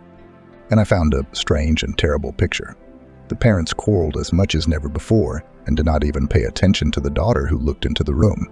Emma, instead of her adored father, seemed to suddenly see a completely stranger instead. Cruel, screaming, with a pulsating vein in his neck. It seemed that this angry stranger would right now begin to destroy everything in the apartment. But instead, he methodically walked around the room and collected things, without ceasing to swear with his wife. "Why did you decide that I was suitable for the role of an idiot? When were you going to tell me the truth? Never. Why were you so sure that I wasn't going anywhere? I thought that I was a complete fool and even stopped hiding my adventures." "That's great. Don't think that this will continue. If you file for alimony, you know I will challenge it. Let them do the examination. I now know that all these years I was raising a daughter who was not my own." Emma froze on the threshold, shocked by such strange news. But the girl's mother did not look confused or offended. If she had cried, claimed that a mistake had occurred, and offered to double-check everything, but no. The woman answered her husband no less aggressively. "Oh, Andrew, you made me laugh. He doesn't want to pay child support. Will you demand an examination? Who will you make worse off from this? How are you going to explain to Emma that she is no one to you now? Will your heart not yearn for her? Remember how great you play with her, go skiing, even go fishing in the winter and go in the summer. What? Will you forget all this? Will you throw it out of your head like garbage from a bucket? Good father." I instantly forgot my daughter. So the man furiously threw everything in his hands onto the floor and swung his hand to hit his wife, but resisted and shouted, "Nakin Yerzin.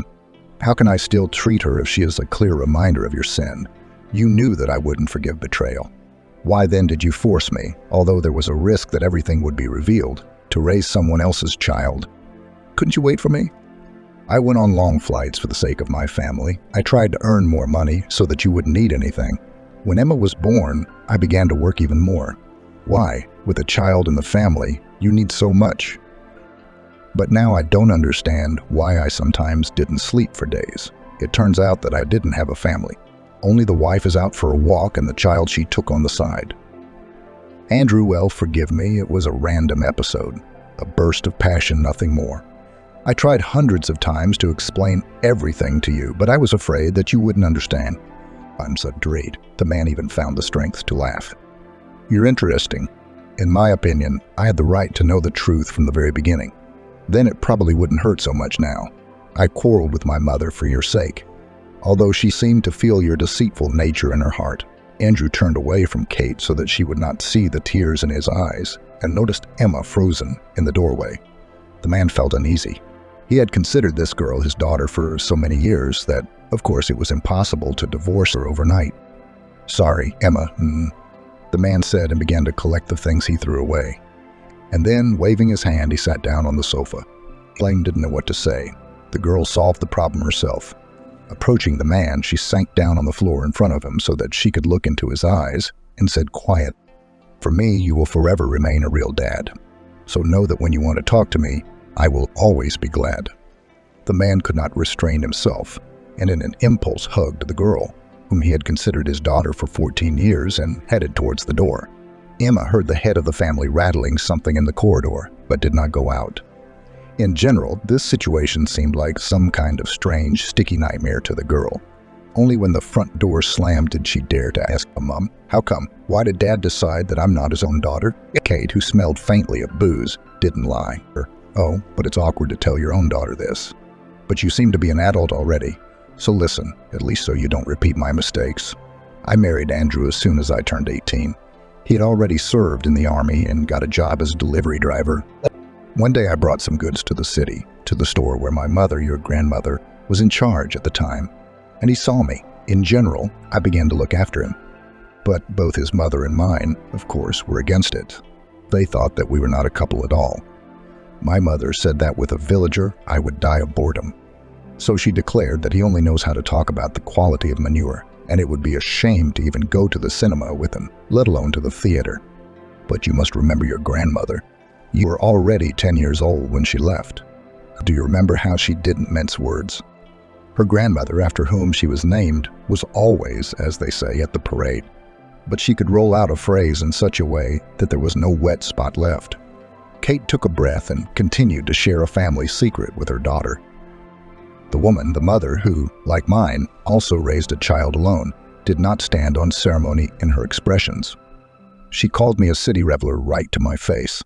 She declared that she would not give her blessing for her son's marriage to a slacker. Well, who and when did young people listen to? We got married, of course. She went to the village. Here I settled in this city apartment. It seemed like we lived nothing. At first, at least, and then money became scarce.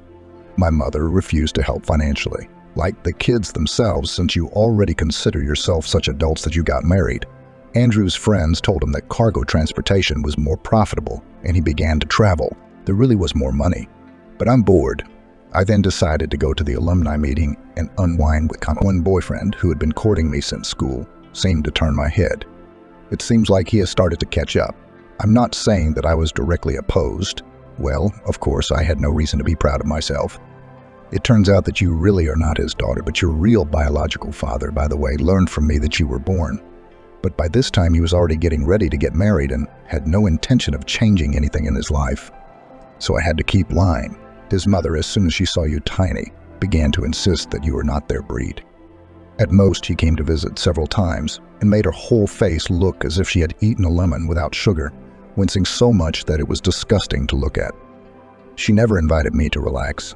My mother-in-law could not know for sure that I had cheated on her son, but she was convinced of it, and she didn't need proof. Andrew, I'm sure she was constantly blowing into her ears that you were not his daughter. Yes, apparently she planted doubts in his head, although it took many years. But Andrew has changed for me today, your father. That is, not really, but in general. Xenia began to make complaints to me out of the blue that I didn't take care of the house, that I was returning from work drunk. He began to reproach me for setting a bad example for his daughter, that is, for you. In general, I couldn't stand it in the heat of the moment, blurted out everything that I had been keeping secret for a long time. blurted out that you were not his daughter. So stupidly, with your own tongue, you destroyed the fragile balance. What, Emma? Are you going to blame me for not being able to save my family? The girl did not understand what to do. She was drawn to her father, and paradoxically, she also felt sorry for her mother.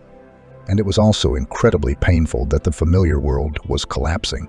In Emma's class, there were many students from single-parent families. They seemed to be trying to pretend that the presence of both dad and mom together was indifferent to them. But the girl still caught the inadvertently manifested notes of envy. Emma was sincerely happy, considering her parents quite happy. Until this evening, her family seemed like a calm haven to her. And now it turns out that there was no idol, total pretense. There was nothing left of Emma's good mood with which she crossed the threshold of her house. It's an unclear, and therefore even more frightening, prospect loomed ahead. Before the court hearing, at which Emma was supposed to be asked which parent she wanted to stay with, Andrew approached her. He did not look the girl in the eyes and said, "Now, when I'm not traveling, I live with my mother in the village. It's cheaper and more convenient. I won't object to the payment of alimony, but you understand that I won't be able to take you in with me. Moreover, you are aware of the whole truth, and I'm afraid you won't find a common language with my mother. I raised you, but for her, you are a complete stranger. So ask the court to live with your mother." Emma flared up, and without being embarrassed by anyone, shouted, "Man, fuck you with your alimony. And a crazy grandmother who I don't even remember where to go. I don't need anything from you. I'll get by." Kate, who was talking about something a little further away with an acquaintance she had met by chance, jumped up to her daughter and almost ex-husband and took the enraged Emma away from Andrew. The girl, sobbing, asked, "Now let's live without his help. I don't want to see him anymore since he decided to eliminate me from his life." The divorce procedure for Kate and Andrew did not take much time. The court made all the required rulings, and the former spouses began a new stage in their lives. It seems that there were no major changes in the routine because the head of the family was not at home for a long time. But the situation became somewhat nervous. Kate, like many women, after the fateful changes, got a new haircut and began to pay special attention to her appearance.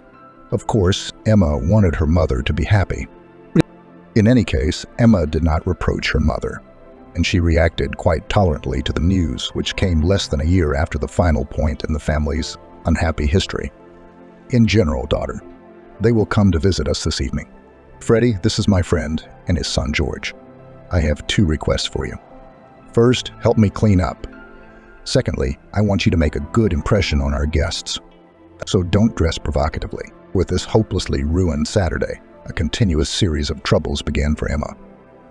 Kate literally crumbled in front of the guests, offering to try either a salad or baked meat.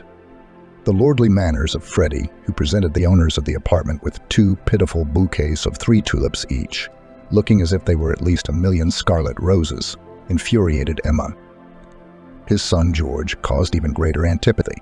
He was only a year older than Emma, and with some pride told everyone present that he did not intend to waste time studying at school, and after finishing the 9th grade he would apply to college.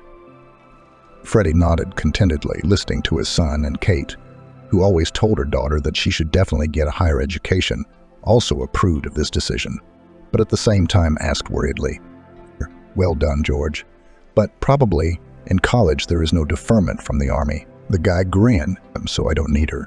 I have chronic flat feet. I'm like my dad." In the middle of the evening, Freddie proposed, and Emma was offended that her mother did not even consult her, but immediately agreed. Probably it would have been easier for Emma to accept the next changes if her mother and Freddie had not decided to settle in the bride's spacious apartment and rent out the groom's home. When the guests, to the girl's relief, left, Emma, clearing the table, asked her mother, "Why did your fiancé and son decide to live with us if they have their own apartment? This is my joy, to make room for the sake of strangers." Aunt Pate was indignant. "No one will crowd you. We will accommodate George in the walk-through room.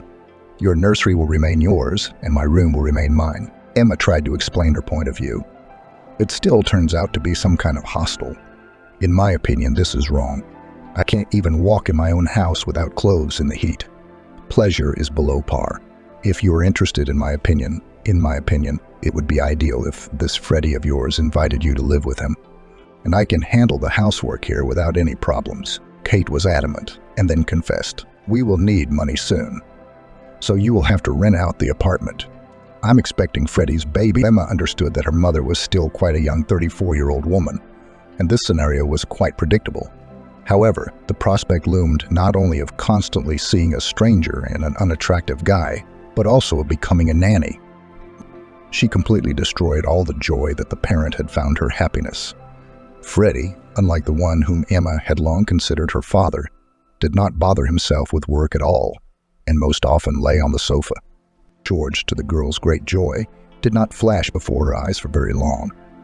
One day, he simply packed his things into a bag and asking his father for money. In general, I'm moving to live with a girl.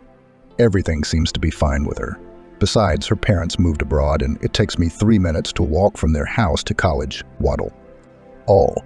Don't be bored. Or send money. Kidding. I will come for financial support myself. Kate tried to be indignant, reminding her stepson that he had only recently turned 16 years old. But he grinned brazenly and said, "But you should be jumping for joy that I'm moving out, and not pretending to be a caring mother hen. Besides," the guy nodded at his stepmother's already noticeable belly, "you will soon have noise, screams, and the stench of a child here. Why the hell do I need such happiness?" Freddie did not scold him for his rather impudent approach to his stepmother, but took money out of his wallet and, handing it to his son, muttered kind, "That's it, come on, go, the philosopher has been found." He took the bill handed to him and, picking up his bag, left. Just before the year 2000, problem and possible computer equipment failures were seriously discussed on TV. Emma had a half-sister, and so New Year's Eve spent with friends became practically the last island of calm in the period after my parents' divorce. Emma had fun, sang songs, and desperately hoped that the gloomy forebodings would not come true. However, everything turned out even worse than one might have expected. More than 3 years from the moment the mother brought the bundle with her youngest daughter from the maternity hospital, her eldest got the worst of it. It was Emma who most often changed her sister's diapers, threw them in the laundry, hung up the laundry, and so on in an endless circle. Freddie laughed from the sofa, looking at his stepdaughter and turning to his wife. Kate, you're great. You made a fuss about giving birth when you were young. First she got a nanny and then a cradle. Even preparing for exams was not considered a valid reason for not doing some homework. Only once, when Emma's temperature rose above 39 degrees, was she mercifully allowed to undergo treatment. Ira now sided with Freddie in all disputes. With her tacit consent, the stepson could take something he liked from Emma's house or ask Emma for a sum of money even without a promise to give it back. And there was no question of Emma buying anything for herself without her own money. The mother-in-law generally treated the girl like an empty place or a servant. And when visiting, she never brought the girl a single apple. Although despite the fact that he lived separately, she carried early fruits and sweets in bags to her adult grandson and her own granddaughter. Freddie then picked up the gifts intended for George and took them to his girlfriend's apartment. Simple-minded Anne, who from infancy saw Emma next to her much more often than her mother, treated her sister with the gifts she had received. But the girl didn't have the conscience to eat the child. In such conditions, Emma considered entering a pedagogical school on a budget to be a real miracle and made every effort not to be expelled from there. However, this became increasingly difficult. Another morning in the family began with a scandal. Mom shouted that it was time to get up and take her daughter to kindergarten. The girl resisted sluggishly. "Mom, but I can't do it today. I don't have the strength." Asked Freddie to take his own daughter, by the way, at least once. "Yesterday, after everyone else, I washed the dishes again. Only at 4 am I printed the abstract. I have my second day today, so I can easily sleep longer and not trudge through the disgusting weather to this equally disgusting kindergarten." Emma also wanted to add that she actually didn't ask Anne's mother to give birth, but she bit her tongue just in time. It was not the girl's fault at all that the main concerns about her were dumped on her older sister. However, even without this phrase, a quarrel broke out. Kate screamed in unison with Freddie that she, Emma, was completely ungrateful and didn't remember any kindness at all. "By the way, it's me, you slacker, who feeds and sings." However, there was nothing unusual in these reproaches. Probably, if Emma had not been so tired, she would have remained silent, as happened most often. But everything just came together. Workload with studies, part-time work, household responsibilities, generously placed on her by the rest of the family, irritation from the invasion of a strange man's apartment, and lack of sleep formed an explosive mixture. The girl fell asleep from fatigue, as she was in her home sports suit, jumped up sharply and, standing in front of her stepfather, began to reprimand him for everything that had accumulated. "Something I don't see is that your highness is overworking. Your mother is carrying everything on herself, and it's getting to me too. I really love Anne, but Freddie, it's time for you to do something for your daughter." "Oh, drone, that's who you are." The girl instinctively dodged, noticing how her stepfather's palm was flying in her direction, deciding to slap her in the face. Walking past her mother and running out of the room, Emma found George in the corridor. Friends that the guy was just taking off his shoes and muttered in greeting, "I mean it. I haven't eaten since yesterday's lunch. She started a scandal with me out of the blue and didn't even let me go home. I've been staggering all night and my stomach is just cramping from hunger. Come on, get moving. March to the kitchen. By the way, what's the food today? It would be nice to have some soup. Do you have any candy for tea? If not, go to the store." Emma, already angry about the quarrel, did not stand on ceremony. "And what you brought with you is what you will eat." Ends of the hallway, where a new squabble threatened to flare up. Freddie has already come out. He asked his son, me, "Why did you show up without even warning?" "Where else should I go if you, my only relative, live here? In the gateway, perhaps to live. In short, you'll have to make room. Now I will live here too." Emma's mood was completely ruined. One could not even dream of going now and at least getting some more sleep or just relaxing. George will definitely start eating plates now, turn on the TV at full volume, laugh, and make belching sounds. The girl muttered.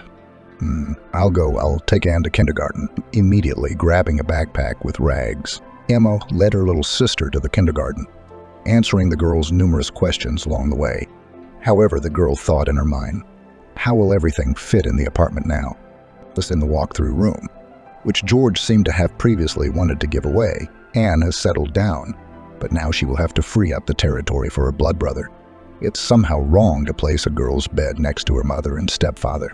This means that she will have to make room because it is simply impossible to get into the college dormitory. With sadness, the girl thought about the man whom she had long considered her father. However, after his mother divorced him, Emma saw Andrew at most 5 times, and even then, somehow in a hurry while running, passing by, he handed her gifts and, without even really talking, moved. For more than a year now, he had not seen her at all. The last conversation on the phone was crumpled. As the girl understood, Andrew was trying to cope with a personal tragedy, loading himself with work beyond measure. Attempts to call him were unsuccessful, but there were no replies to the SMS sent. Probably, if Mom had kept quiet about the secret of her birth, everything would still be fine with them. Now the girl has to suffer for her mother's old sin.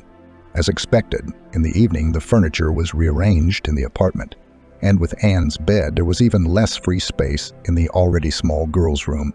But there was no other choice. The girl flatly refused to be accommodated in the walk-through room, which prompted a contemptuous remark from George. "Oh, you'd think someone would look at you." However, the guy was clearly lying. Emma noticed that he did not miss the opportunity to look at her unhindered. Since George moved into the apartment, the situation has gotten even worse. When no one was looking, the guy made obscene proposals to his stepsister, although he later reduced them to jokes. He hit the girl with slashes and slaps in the area below her back and laughed impudently in her face, noticing the fear in Emma's eyes. The girl repeatedly complained to her mother, who promised to deal with her stepson, but the conversation did not have any positive effect. George didn't care about Kate at all and, rolling his eyes, imagined the whole situation in such a way that it was not he, but Emma who was pestering him. And Freddie, who was advised by his stepdaughter to reason with his son, began to defend him. "And you turn your sirloin smaller in front of George, also for me, depicting holy innocence. There is generally no place to test on modern girls." Emma realized that there would be no help from her mother, much less from her arrogant husband. Sometimes George went somewhere for several days. Only then did Emma sigh relatively calmly. One summer morning, Anne was taken to kindergarten by her mother, who needed to leave the house early so her eldest daughter could sleep a little longer, gaining strength before the last exam. However, Emma was in vain to rejoice at such luck, because while she was taking a shower, George opened the door to the bathroom in the most unceremonious manner, tearing out the latch on one side. Smirking, George said to his stepsister, hiding behind a translucent curtain, "Hey, move over. Or should we start with me rubbing your back?" Grabbing the first bottle she came across from the shelf, the girl threw it at the impudent man. It's unlikely that this could have scared him off, but someone rang the doorbell of the apartment demandingly. George muttered that he had been interrupted at the most interesting point and trudged off to see who had come. Emma hurriedly put on her robe and ran into the room to get dressed, but the strength of the door did not inspire confidence in the girl. And quickly getting dressed, she took pepper spray out of her backpack, deciding to use it without any warning if George got in her way. Without even drying her hair, she began to make her way to the exit. And fortunately, she did not meet her stepbrother. Judging by the sound of the water, he was in the bathroom. The girl was furious. She was running out of patience. Of course, she could change the protection to a stronger one, but she understood that this would not solve the main problem. She is defenseless in front of George, who does whatever he pleases. The girl did not intend to become a victim, so she planned a serious conversation for the evening. Having passed the last difficult exam scheduled for that day, even better than could have been expected after the stress experienced in the morning, and thus closing the summer session, Emma was glad that at least this problem was behind her. As agreed, the girl followed her sister into the kindergarten, and on the way home she was thinking about how to start a conversation with all the inhabitants of the apartment. The girl didn't want her little sister to witness the scandal, but she could be sent to the nursery to watch cartoons. What child would refuse? Meanwhile, she will put before everyone the main question that George living in the apartment is in no way acceptable. After Anne rushed off to the nursery, Emma asked to stay in the kitchen for Freddie, who was about to go to Emma's favorite sofa in front of the TV. George clearly did not expect that Emma would dare to talk about his morning prank and immediately began to make excuses. I didn't know that the bathroom was occupied. It was obvious that he was lying, and the girl blushed with indignation. Oh, what a dunno. Didn't the fact that the water was on and the bathroom door was closed from the inside tell you anything? Why are you lying? The girl sighed in order to calm down at least a little, keep an even tone of voice and not scare Anne with her scream, and she continued. In general, George, I can't stay under the same roof with you. Nothing good will come of it. With Mom and Freddie, you still somehow play the role of a simpleton. But as soon as you and I are alone, how do you behave? It was noticeable that George was nervous, but was trying to find an excuse. How serious you are. I just wanted a joke. Just think, beauty. Do you even look at yourself in the mirror? I won't have any reaction to your appearance. A liter of wine won't be enough to make you want to look at you. Emma was not affected by her stepbrother's ridicule, and she gave her mother an ultimatum. You can't live like this any longer. I am very concerned about George's behavior. Mom, in short, either you kick him out or I'm leaving. Betty had been silent before, but intervened in the conversation. No, so go away. Get down on all four sides. You provoked George yourself. As the saying goes, it is true that if the dog doesn't want to, then the dog won't jump up either. It wasn't enough for you to accuse him of committing any illegal actions. Come on, get lost. There is no point in throwing mud at my son here. Emma was offended not so much because of her stepfather's words, but because her mother didn't even think to protect her. Kate was silent. She generally acted as if she had already talked about this topic with Freddie for a long time and decided everything was not in favor of her daughter. Mom, why are you silent? What? You can't even say a word in defense of your daughter, whom your husband is now insulting. Or do you also think that I'm provoking? Or is the presence of pants in the house more important to you with what will happen to your daughter even with two? Anne is also in danger. You never know what will hit this George in the head. She is small, and he will generally be able to cope with her. Freddie got furious. You rubbish. Keep your filthy tongue shut. Once again, I hear such suspicions towards George, and you'll instantly fly out of the apartment. From her stepfather's impudence. Emma was even confused for a few moments. She had no decent words. And then she, trying not to scream, asked, Is it okay that this is my mother's apartment and I am registered here? How am I going to fly out of here? Maybe you and your youngest will liberate the territory. It's high time for George to join the army. But you made a fuss, somehow got him off. And now this slacker is groping me out of excess strength. So let him get out of here before I break his empty head. When will he pinch me again or dirty me with his eyes? Let this precious one go to his apartment, which is for rent, or, in the end, let him rent. Better yet, both drones, get out of here. Kate did not know how to extinguish the conflict that had broken out in the family and asked, Let us all calm down, and tomorrow we will calmly decide everything. Emma was unpleasant about her mother's attitude. but she was so tired of arguing and fighting for her right to live in safety that she didn't even wash the dishes, as her stepfather tried to order, and went to bed. Emma had gloomy premonitions. Judging by my mother's behavior, she is not going to drive any of the men away. This means she will have to leave. Okay, at least the session is left behind. You can, as an option, ask to go to a children's camp somewhere, even if not as a counselor, as long as she doesn't stay here in her home apartment where she no longer feels at ease. There was no sleep in either eye when she heard someone approach the room. From the creaking of the floors, the girl realized that the person on the other side of the door was trampling. Apparently, he listens to understand whether the girls are sleeping or not. It seems that the situation did not arouse any suspicion. The door handle slid down, and in the opening the girl made out the silhouette of George. He walked towards her bed and almost jumped when Emma's quiet voice rang out. "If you take another step in my direction, I will wake up the whole house. You will explain what you are doing in the girl's bedroom." He also answered in a whisper, "It scared me. I'll think something." The stepbrother was approaching, and Emma, without hesitation, screamed. She screamed at the top of her lungs, as if freeing herself from accumulated irritation and anger. The girl no longer cared.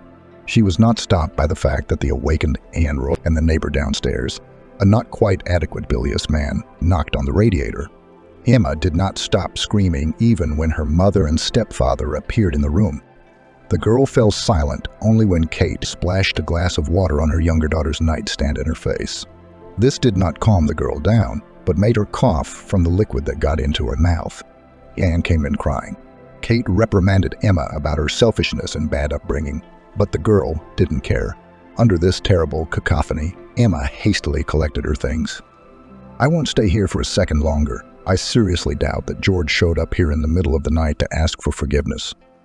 In general, Mom, I wouldn't expect you to pay for your share in this apartment or completely remove this bastard from my field of vision." Freddie looked with clearly discernible anger first at George, then at his furious stepdaughter, and did not react at all to his daughter. Kate, clutching her head, went to get some medicine, reporting to nowhere. "Lord, what kind of disgusting thing is it to organize a material showdown in the middle of the night?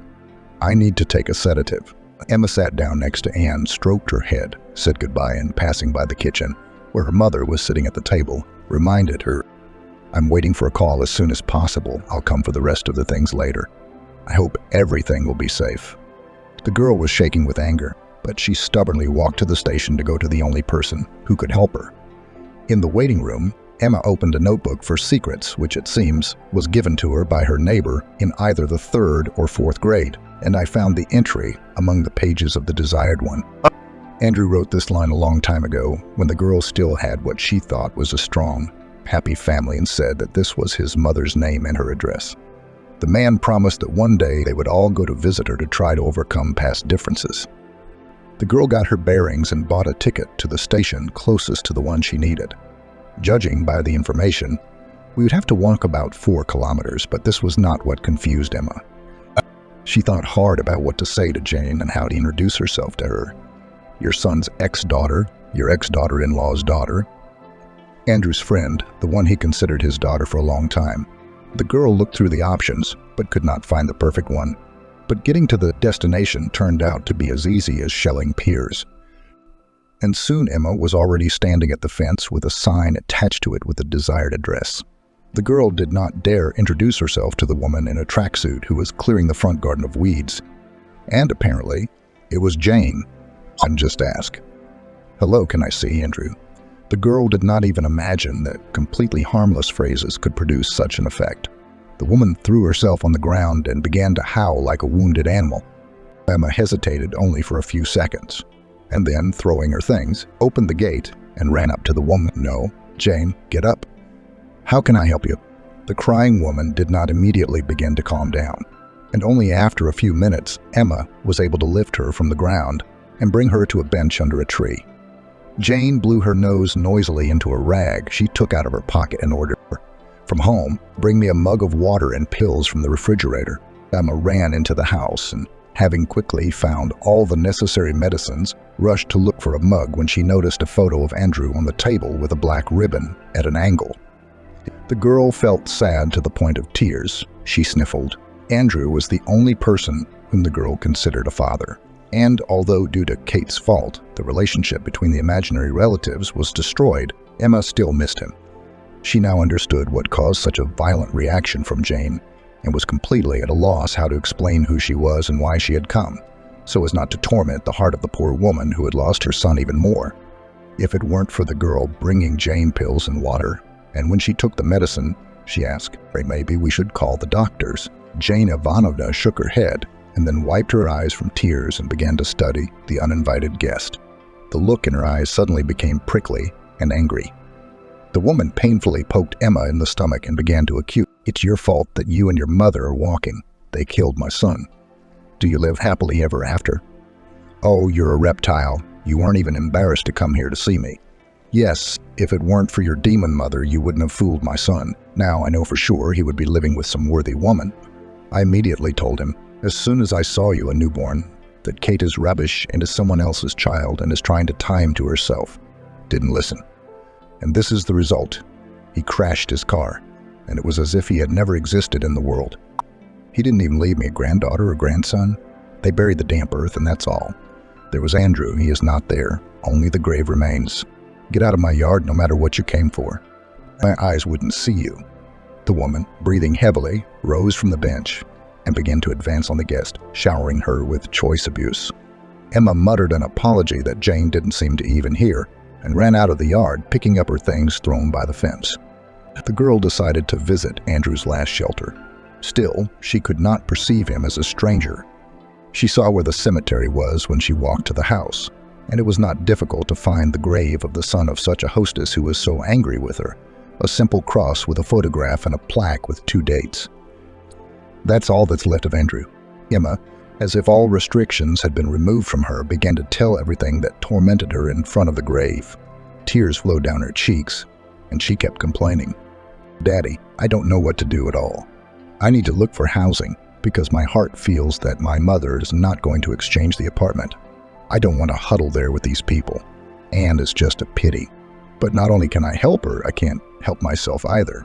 Of course, Emma did not expect that inspiration would descend on her in the graveyard and she would understand how to act further.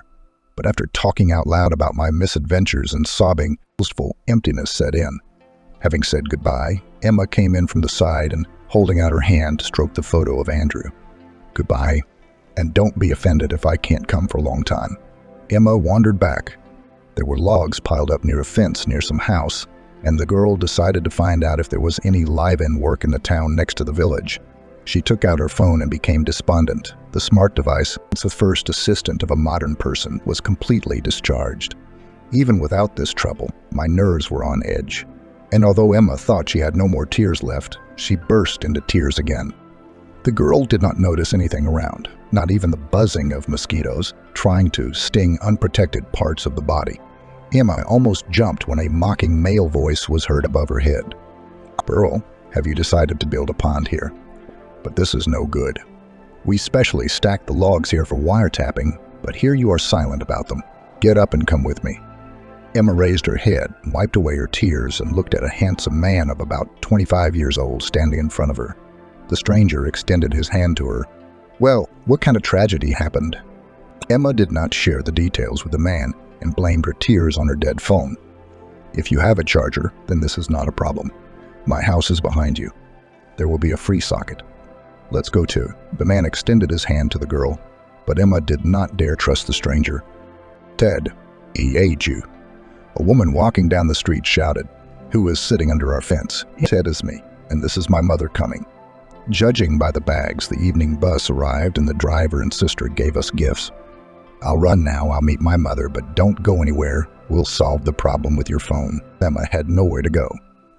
Without the information support of her smartphone, she felt too insecure, and suddenly afraid that she might have forgotten the charger during her hasty preparations. The girl opened her bag and began to look for it. To my great joy, I had it with me. Emma exhaled. Now all that remains is to find a place with an outlet. She could try a local store, but she had no idea what hours they were open until, having taken the bags from his mother, walked first and, hugging the girl, asks, "Well, now aren't you afraid to go into the house? We won't be alone." Emma replied, "I'm not afraid, but it's probably not very convenient. Nah, come on. What's your name, by the way? Otherwise, my mother won't understand that I'm taking an unfamiliar girl into the house so easily. Emma. Well, it's very nice. Take your things and follow me. You will meet your mother at the house. Otherwise, I see that you have already been bitten by mosquitoes. Fred put his bags on the floor in the kitchen and started charging his phone. But it seems to be blinking. Now you have to wait a little, and then you can turn it on and use it. Thank you. Emma began to thank, but didn't have time to finish. The mistress of the house appeared in the kitchen, breathing noisily. Looking carefully at the guest, she rested her hands on her wide sides and asked her son, Ted, is this girl not one of ours? Explain who this is. Did you meet at our house or what? Mom, this is Emma. Emma, this is my mother, Mary. The woman frowned. I needed to see Andrew. Emma paused to control her emotions and continued. Unfortunately, I was late. Mary turned to Ted. No, this is not my own daughter. She complained at the bus stop. She says she gave me a heart attack and left somewhere, but it couldn't resist making an ironic remark. If my aunt had a heart attack, well, would she not go to the first aid station, but go to the bus stop? Are there any alternative methods of treatment practiced there? Mary, as if not noticing the guest, answered her son. Oh, Ted, you just need to be sarcastic. She wanted to pull this girl by her hair. She said that she regretted that she didn't give her mother a kick in the ass. When Andrew brought her to the house to meet her, the mother immediately guessed that her son would be unhappy with this woman. That's how it happened. But do you remember what kind of city he returned from a few years ago? They put it in a coffin, honestly. The women said that he brought almost nothing with him. He left everything to his wife and not his own daughter, this Emma, Betchins. They say that Kate cheated on him even in marriage. Bless you. Van winced. Mom, you know that I try not to listen to gossip. Mary waved her hand and turned to the girl to satisfy her Emma experience. Where have you been? She sat here under our fence the whole time. Why didn't you go straight to the station? Emma replied. I went to the churchyard. You may not believe it, but I really feel sorry for Dad. I never knew another father. It was he who wiped my tears. When I got bad grades at school, he gave me my first bouquet of flowers and carried me on his shoulders. I even braided my hair when my mother had no time. It's not easy to immediately lose such family relationships. I sat on the grave and didn't even notice how much time I spent there. Her heart trembled, but she asked, Why did you stop at our house where I could sit down? I stopped there. I'm sorry I bothered you. Now the phone will charge a little, and I will leave. Fred smiled. And where are you going to go at night? A young and beautiful girl is hardly worth taking risks. Mom, let's make Emma sleep on the sofa in the summer kitchen. It's warm now and she won't freeze. I can take her tomorrow morning. Mary was indignant. That is, you don't have time to go to your aunt and pick up the transmitter, and how to go for a ride with a girl. So for the sweet soul. Although, by the way, it's not dark yet. You can pick berries, peas, and strawberries today and radishes and onions tomorrow morning. It will be fresher. You will take everything to your aunt. Let him sell it. Now the first greens, the berries are expensive. The woman turned her gaze to Emma and demand. In general, while your phone is charging, let's go. Will you help me? I need to rest before I go on the road tomorrow morning. Although picking small berries was not the most common thing for Emma, she coped with the task quite quickly. Slowly but surely, the cups were filled with ripe berries. As Mary ordered, Emma did not fill them to the top and put them in a box with cells. When the two bushes were freed from their burden, Mary called to the girl, Come. When Emma approached, the woman outlined a new area of work for her. Here, look, the pea blades are neat and not all in a row. Oh, and I also need to give you a bed. Emma nodded. She herself wanted to at least somehow thank the people who decided to shelter her. The girl did not feel the strength to go somewhere right now. It was necessary to have at least a short respite after the earlier harvest had been harvested. Mary invited both her son and her guest to the table. Only at that moment, when the girl smelled potatoes stewed with meat, did she realize that all day she had been refreshed only by pastries and soda at the station. Trying not to look hungry, Emma started eating. However, she was prevented from completely relaxing by the attentive, searching glances that Ted threw at her. The man really liked the girl. Slender, modest, it was clear that she did not have a nasty Caroline sides. Went with his mother to the garden without any problems. And she didn't even express her dissatisfaction with a gesture. And this despite the fact that it was obvious. The girl was clearly a city girl, unaccustomed to fresh air. There he sits as if after tea, almost asleep. But the conversation that her mother has with her, asking about her life, supports her. Ted didn't listen much to the dialogue, but he even felt sorry for the guest who ended up being interrogated instead of dinner, and he decided to end the torment of the unfortunate woman. "Mom, we are leaving early tomorrow. The guest has already made her bed linen. Otherwise, he simply won't be able to wake up on time tomorrow." Emma, who was really very tired both physically and mentally, looked at the man with gratitude. And Ted realized that he wanted the girl to always look at him like that. He liked her more and more every minute. In the morning, Ted drove Emma to the district center, and getting ready to park near his aunt's house, asked the girl, "Nee, listen, did you head further to your native land or what?" The girl shrugged. "Don't know. Still need to think. My way home is blocked. I'll probably look for a place in some children's institution. Of course, I don't have a diploma yet, but I do have my record book with me. Maybe someone would take pity on the student. I need a vacancy with accommodation." He'd slapped his forehead and say, "Listen, how come I didn't think of it right away? Now let's go to my aunt's together. Maybe she will need an assistant for the summer season. She lives in the apartment alone."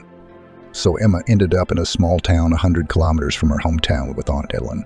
The apartment was decorated in a minimalist style, and the girl did not feel very comfortable in it. After a short introduction, the hostess asked Emma to sit in the kitchen, and she and her nephew went into the back room and asked, "Well, why did you bring this girl here for me? By the way, I have a decent apartment. Your mother already called me and warned me that you might not come alone. And with this one, which our Andrew raised for so many years as his own." The nephew was spared the need to tell the woman the situation. "That's it. You won't be alone." And grimaced, "No, Ted. I don't understand who I can't trust. After all, trade is such a thing. Moreover, this girl's mother and I have our own scores to settle. You were very little when Andrew brought this FIFA to the village to show, although before that he wanted to marry me, by the way. How can I live in the same apartment with the daughter of this impudent woman? This Emma has a rotten family. So, nephew, I'm sorry, I tried to convince his aunt, but it seems children are not responsible for the sins of their fathers. More precisely, in this case, mothers are not responsible. Emma looks quite adequate, so I think you won't regret it. Don't even try to persuade me. Do you want to help this girl? Give him money to go home and let him settle down somewhere in his big city. There are also higher salaries." And the hostess and her nephew entered the kitchen, and Helen said bluntly, "I'm sorry, but I have my own personal life, and your presence would be out of place. And I don't need helpers. As they say, I can handle everything myself." However, Ted did not want to part with the beautiful Emma, and he feverishly thought about how to get her phone number.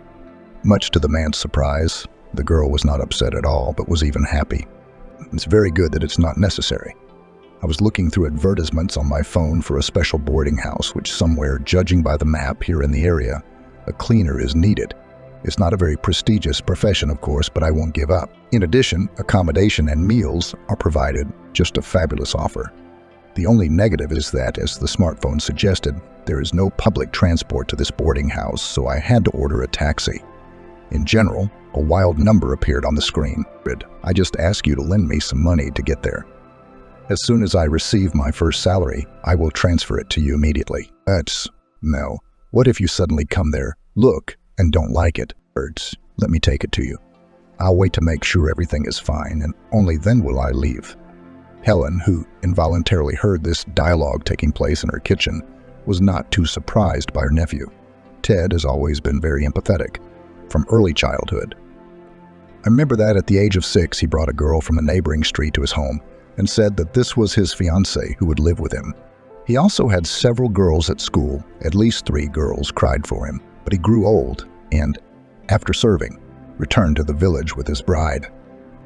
She, however, could not live like this for long under the yoke of the Midge and left for her homeland without waiting for the wedding march. As far as Helen knew, Ted was not at all upset about the failed marriage. It seems that he even breathed a sigh of relief and continued to lead a completely unmonastic lifestyle. And now the woman noticed a familiar spark of excitement in her nephew's eyes. The hunter has already had his eye on his next victim. Perhaps this poor fellow should have been warned, but Helen chose not to interfere. First of all, Emma was clearly of age, based on what the woman knew. Secondly, she has her own scores to settle with this person's mother. Thirdly, Helen knew her nephew. If he wants to get a girl, then he will get her. so let them do whatever they want, just don't touch her. Ted gallantly opened the car door for Emma, and Helen, watching the couple from the window, realized that the naive-looking young lady would have practically no chance to resist. The woman's instincts and experience did not disappoint. It had really managed to win Emma over, although, of course, he had to try. Basically, the thoughts of the girl, who was hired for seasonal work in a boarding house, were occupied with the problem of housing. Emma called her mother to find out how she was going to solve the pressing housing issue, but Kate asked to give her more time. Almost every time she answered the same thing. No, daughter, it's not that simple. We only have a 2-room apartment in a residential area of the city and not a mansion on the main street. If you arrange an exchange for 2 apartments, then nothing good will come of it. Mom, why did you decide to change our apartment? Think about the fact that this is your marriage home. If you decide to exchange it and then buy another apartment, then your hubby will be able to claim part of it if something happens. It seems to me that the easiest way is to move George into the apartment that his father rents out. From the silence that hung on the phone for a few seconds, Emma guessed that there was some problem that she didn't know about and asked directly, "Mother, just answer me honestly, what's wrong with your Freddie's apartment? Does he even have one? Or has he been lying to you all these years?" Parker sighed and admitted. Freddie had an apartment, but he had to urgently sell it in order to save George from prison. It turned out that Helga threw him out of her home and life for a reason. Freddie didn't tell me everything in detail, but the story could not have ended well for George. It's good that the injured party agreed not to contact the police, and the matter was settled peacefully. In general, this is the situation, daughter. Emma constantly tried to convey to her mother the idea that a person who had to buy freedom at the price of an apartment could be dangerous. Mom, do you understand that you are putting yourself and Anne in danger? Obviously, George didn't pick flowers from a flower bed or took change from other people's pockets. It turns out he committed a rather serious crime. And Daddy, work hard. Instead of allowing his son to go where he belonged, he sold the apartment and paid off fair retribution. Well, okay, Freddie is not afraid of his offspring, but why do you allow George to be with you, Anne, under the same roof? Let him work, rent an apartment for himself, preferably further away. Emma was not so much tired from the work, which, to be honest, was a lot, but from the constant persuasion. She couldn't convince her mother to change her mind and push her to block George's access to the apartment. The only outlet for the girl was communication with Dima. The man came to see her every weekend, and sometimes on weekdays. During meetings, he showered me with compliments and brought various sweets and natural village products. The fewer days remained until the end of the last shift, the more worried Emma became. Without even knowing what to say, the decisive factor was one of the conversations with Dima, who, hugging her tightly, whispered in her ear, "Oh, Emma, my Emma, she just bewitched me.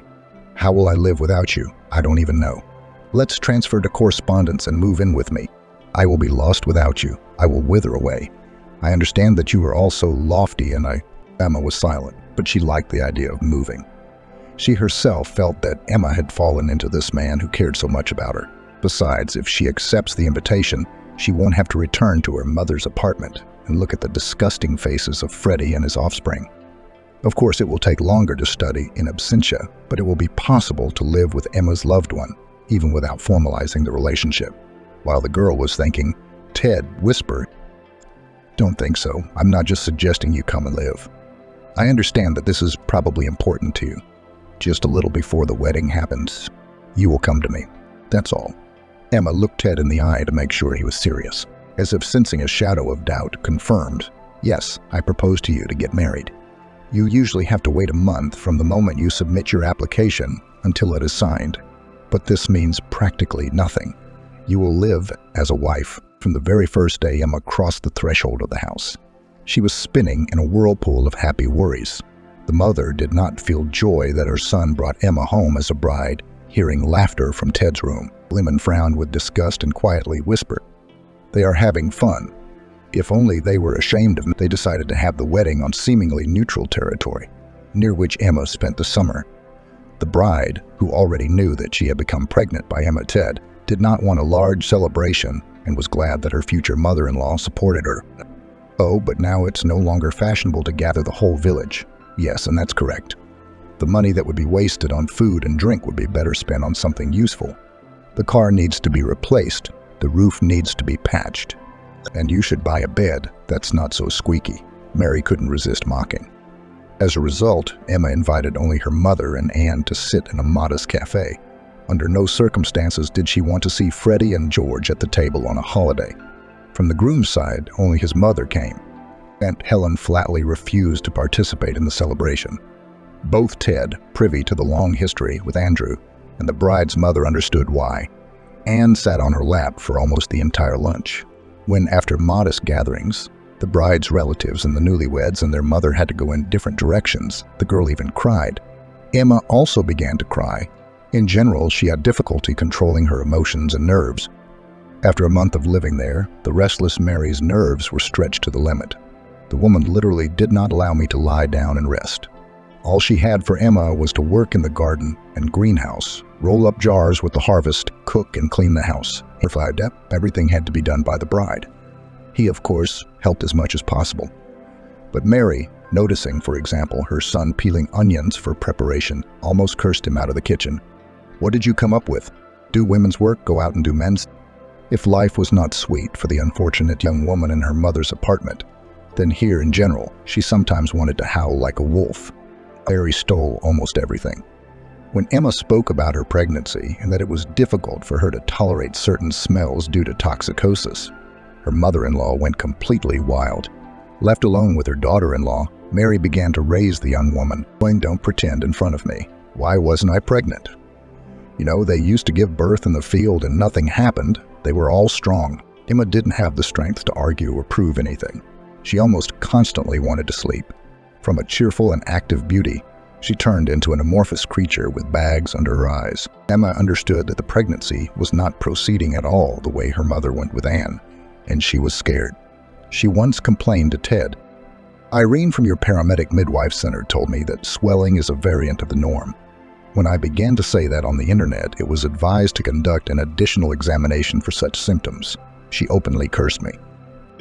I'm afraid Irene is being too careless about what I tell her. My symptoms are not the best. Take me to the antenatal clinic, at least in the nearest city. Hearing this, Mary could not stand it. Yes, our Irene has as much experience as you are. Since she said that you have a normal variant, that means it is so. That's right, she sent you. The simulator, the lady spoke on our head. If you don't trust Irene, go. The bus runs twice a day. You'll leave in the morning, come back in the evening, and Ted won't have to travel around, and the budget will remain the same. You didn't bring a penny into the house, but you're still trying to ride into heaven on our backs. Having shown concern in this way, the future grandmother went to one of her friends, and Emma, left alone with her husband, began to persuade. Ted, please, let's take me to the regional center. I feel that no amount of dill can help my condition. Why take the risk? The man could, but the woman somewhere on the cheek and promise, okay, I'll think of something. However, in the morning, when Emma woke up, her husband was no longer there. The woman got dressed and looked out into the car yard. The husband was also not there, and Mary Vasilievna was busy in the front garden. Me. Good morning, greeted Emma's mother-in-law. Do you happen to know when Ted will be back? Else, without looking up from what she was doing, Mary answers. By the evening, Helen will probably have some kind of incident at work. And he rushed there to help. It became so offensive that tears flowed from my eyes. Why didn't her husband wake her up? Although he knew that she needed to go to the regional center, she would get ready in an instant. More precisely, she had everything already prepared for attending the consultation. Having filled a bottle of water, Emma took her bag and, trying to calm down, headed to the gate. Are you going far? I need to collect carrots. Otherwise, according to the forecast, there will be a ton of rain next week. The mother-in-law's voice came from behind the woman. When you sit down at the table, you are in the first row, and how to help, you run from the yard. Emma turned around and, not holding back her tears, answered, I need to go to the hospital, where Ted, by the way, could very well have dropped me off. Or did you specifically dissuade him from leaving alone? And I was fiddling with carrots. Very thoughtful of you. Mary was angry. Oh, that's how you spoke. Here you have warmed up the snake, you impudent freeloader. Emma did not listen to what other insults her mother-in-law would come up with and headed to the bus stop so as not to miss the bus. The woman managed to get a paid appointment with a doctor only around lunchtime. As Emma assumed, additional tests were ordered, which they also could not take from her for free. However, the fairly young doctor conducting the appointment advised me, Of course, I have no right to force you to urgently run and get tested at a paid center. However, when I was in your place, that's exactly what I did. Now I have a 5-year-old son thanks to the timely diagnosis of the problem and correctly prescribed treatment. It's scary to think what would have happened if everything had been different. Emma thanked the doctor and, leaving the consultation building, called her husband. Ted, I'm in the center now. Please, I'm coming. I may not have enough money because I still need to take paid tests. The doctor wasn't particularly frightening, but it seems there's no point in delaying it since I'm already here. That man did not consider it necessary to apologize for leaving in the morning without his wife, and was even indignant. Do you know where I can get this money? Am I printing them, do you think? Emma, hearing women's laughter and squeals in the background, as if someone was tickling someone, was so surprised that she even ignored her husband's rudeness. Ted, your mom said that you went to help your aunt, and you were having fun somewhere. How do we understand this in general? However, instead of an answer, beeps were heard from the phone. Upon further attempts to call Ted, the woman heard that the subscriber was unavailable.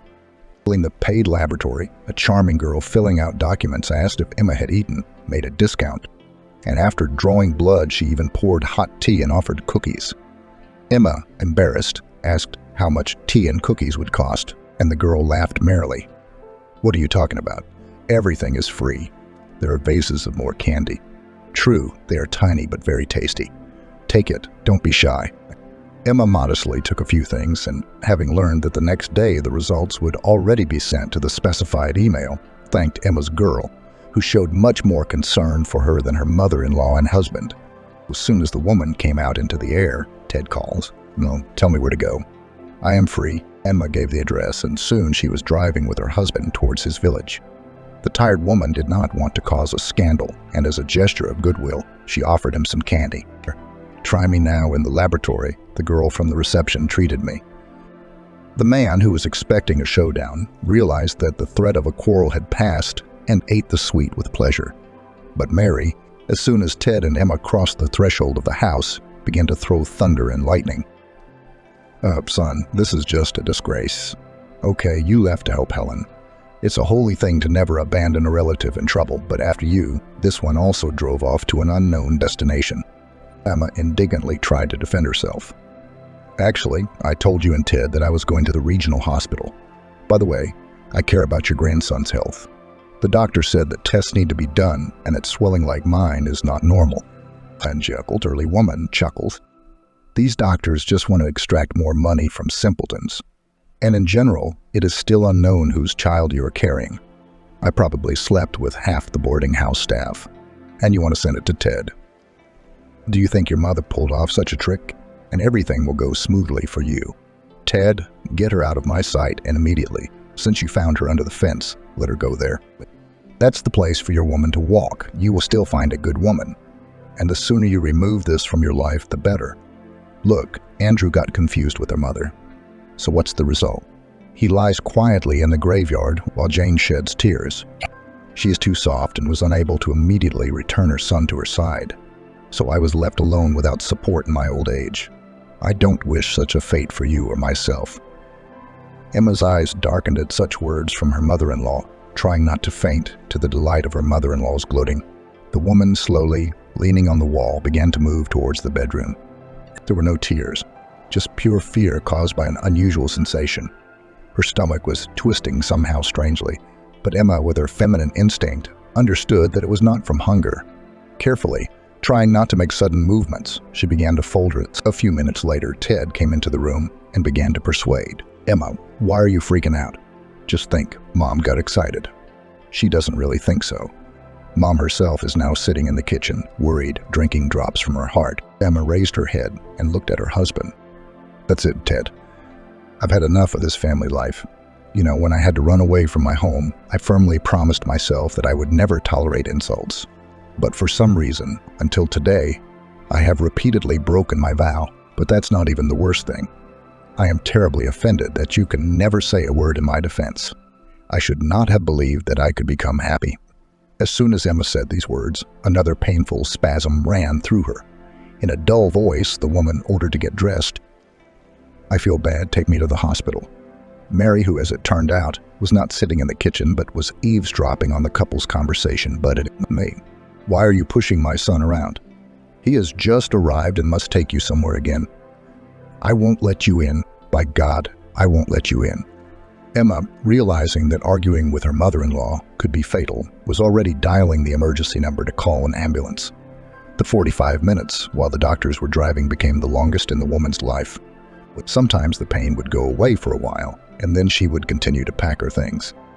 When my insides again curled into a tight spring, I moved to a computer chair, leaned back and tried, despite the desire to curl up sideways, to completely relax and breathe calmly and measuredly.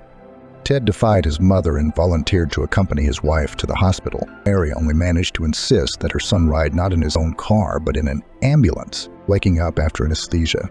Emma felt terrible thirst and dizziness. Vision gradually became clearer, but the woman, looking around her life, saw empty beds in the corners like gray shadows. Emma blinked hard and, opening her eyes, noted with satisfaction they had disappeared. Gradually the sounds returned. The woman heard someone walking along the corridor. Somewhere nearby an elevator was making noise. Considering all sorts of devices that came into view, the specific smell of medicines and detergents, Emma concluded that the assumption turned out to be correct. Soon a woman in a medical uniform entered, softened her lips with wet cotton wool and greedy. "Welcome back. How are you feeling?" "Nothing. I'm just very dizzy," Emma answered hoarsely. "But it's normal. Narcosis is the thing. What is your name? Do you remember?" "Emma." "Wonderful name. Well, let's watch you here a little longer and then go to the room. You will have to stay under the supervision of a doctor for several days, and then home." "Excuse me, please, but what about my child?" Emma asked the most important question, but received a very evasive answer. "I'm just an anesthesiologist. The doctor will tell you everything in detail. Don't worry." Emma nodded, causing everything to blur before her eyes, and it was as if she had fallen into a viscous, unnatural dream. After waking up again, she felt much better, although perhaps I wanted to drink even more. Before the woman had time to press the call button, a nurse came for her with a gurney. "Well, my dear, let's slowly come here like this, sideways, carefully. Now I'll take you to the ward." Emma was worried about the child. As soon as the doctor approached her and began asking questions about her well-being, the woman quietly asked, "How is my child?" Everything became clear from Emma's downcast eyes, as through the thickness of the water some terms reached her that she did not understand. At the end of the explanation, the doctor spoke words of consolation. "Operation was successfully completed. You will certainly be able to become a mother after the recovery period, of course. Everyone, rest. In the evening, be sure to come to the treatment room for an injection." The doctor left, and overcoming the urge to scream, Emma noticed her bag. Reaching out her hand, the woman took out the phone and dialed her husband's number. "Ted, listen to me and don't worry. Collect all my things and bring them to me at the hospital when I am discharged. I will inform you about the date and time later. Let's stop by, file for divorce, and you can be completely free." The man tried to say something, but Emma did not listen to him. The woman now considered escaping from her home, transferring to correspondence education, and insulting her mother-in-law to be completely insignificant events compared to loss of a child. Now Emma has decided to return to the apartment where Freddie and his son have settled and kicked them out. Whether mom likes it or not, they didn't want it in a good way, so it will be in a right way. We still need to find out what crime George committed in order to expose this bastard, but this is after my head stopped spinning so hellishly. Instead of a few days in the hospital, she had to stay for a week, but Emma had time to think about everything. She rejected calls from her mother-in-law without accepting them. And when Mary tried to talk to her daughter-in-law from her son's phone, she cut off her lamentations. "You know what? Go under the fence yourself. And don't call me anymore." Berta did everything Emma asked, and didn't even try to talk her out of divorce. Only when he dropped the woman off near the station, he asked, "Emma, don't be angry with me and Mom. She didn't want this to happen. This is all a fatal accident." The woman didn't answer and didn't even slam the car door, although she really wanted to. Emma did not warn her mother about her return. And upon entering, I was surprised that there was no one in the apartment. On the one hand, this was very pleasing, but on the other, it was already almost 11 p.m., and Anne definitely had to be at home with someone. There was relative order in the bedroom that Emma shared with her younger sister, considering that there is a little girl living there. But in the other rooms, the woman noticed traces that looked like hasty preparations. Emma headed to the kitchen and automatically looked into the refrigerator. I was amazed that it was almost empty, so I put the kettle on. And then Mom and Anne entered the apartment. "Oh, daughter." Kate was delighted. "I'm so glad to see you," and grabbed her older sister by the legs and began to persuade her. "Don't leave anymore." Emma crouched down to hug the girl and began to calm her down. "Everything is fine. I won't go anywhere else." Later, when Emma read a book to her sister and the girl fell asleep, Kate apologized to her daughter. "May forgive me for everything. I'm sorry, you turned out to be right." Freddie and George got into bad business. Now they are in prison. An old crime committed by George was also revealed. The two women sat in the kitchen for a long time, shedding tears into their tea. And then Emma suggested, "Mom, let's sell this apartment and move somewhere far away. There are too many unpleasant memories here." Kate agreed. Soon, the mother and two daughters settled in a city 300 kilometers from their homeland. Emma transferred to a local university. I also met a nice single neighbor at the entrance. She no longer believed in the lightning-fast Emma and agreed to marry Pablo only a few years later. Kate, who, having married Freddie, ruined the lives of many close people, completely devoted herself to caring for Milana and the twins born to Emma and her husband.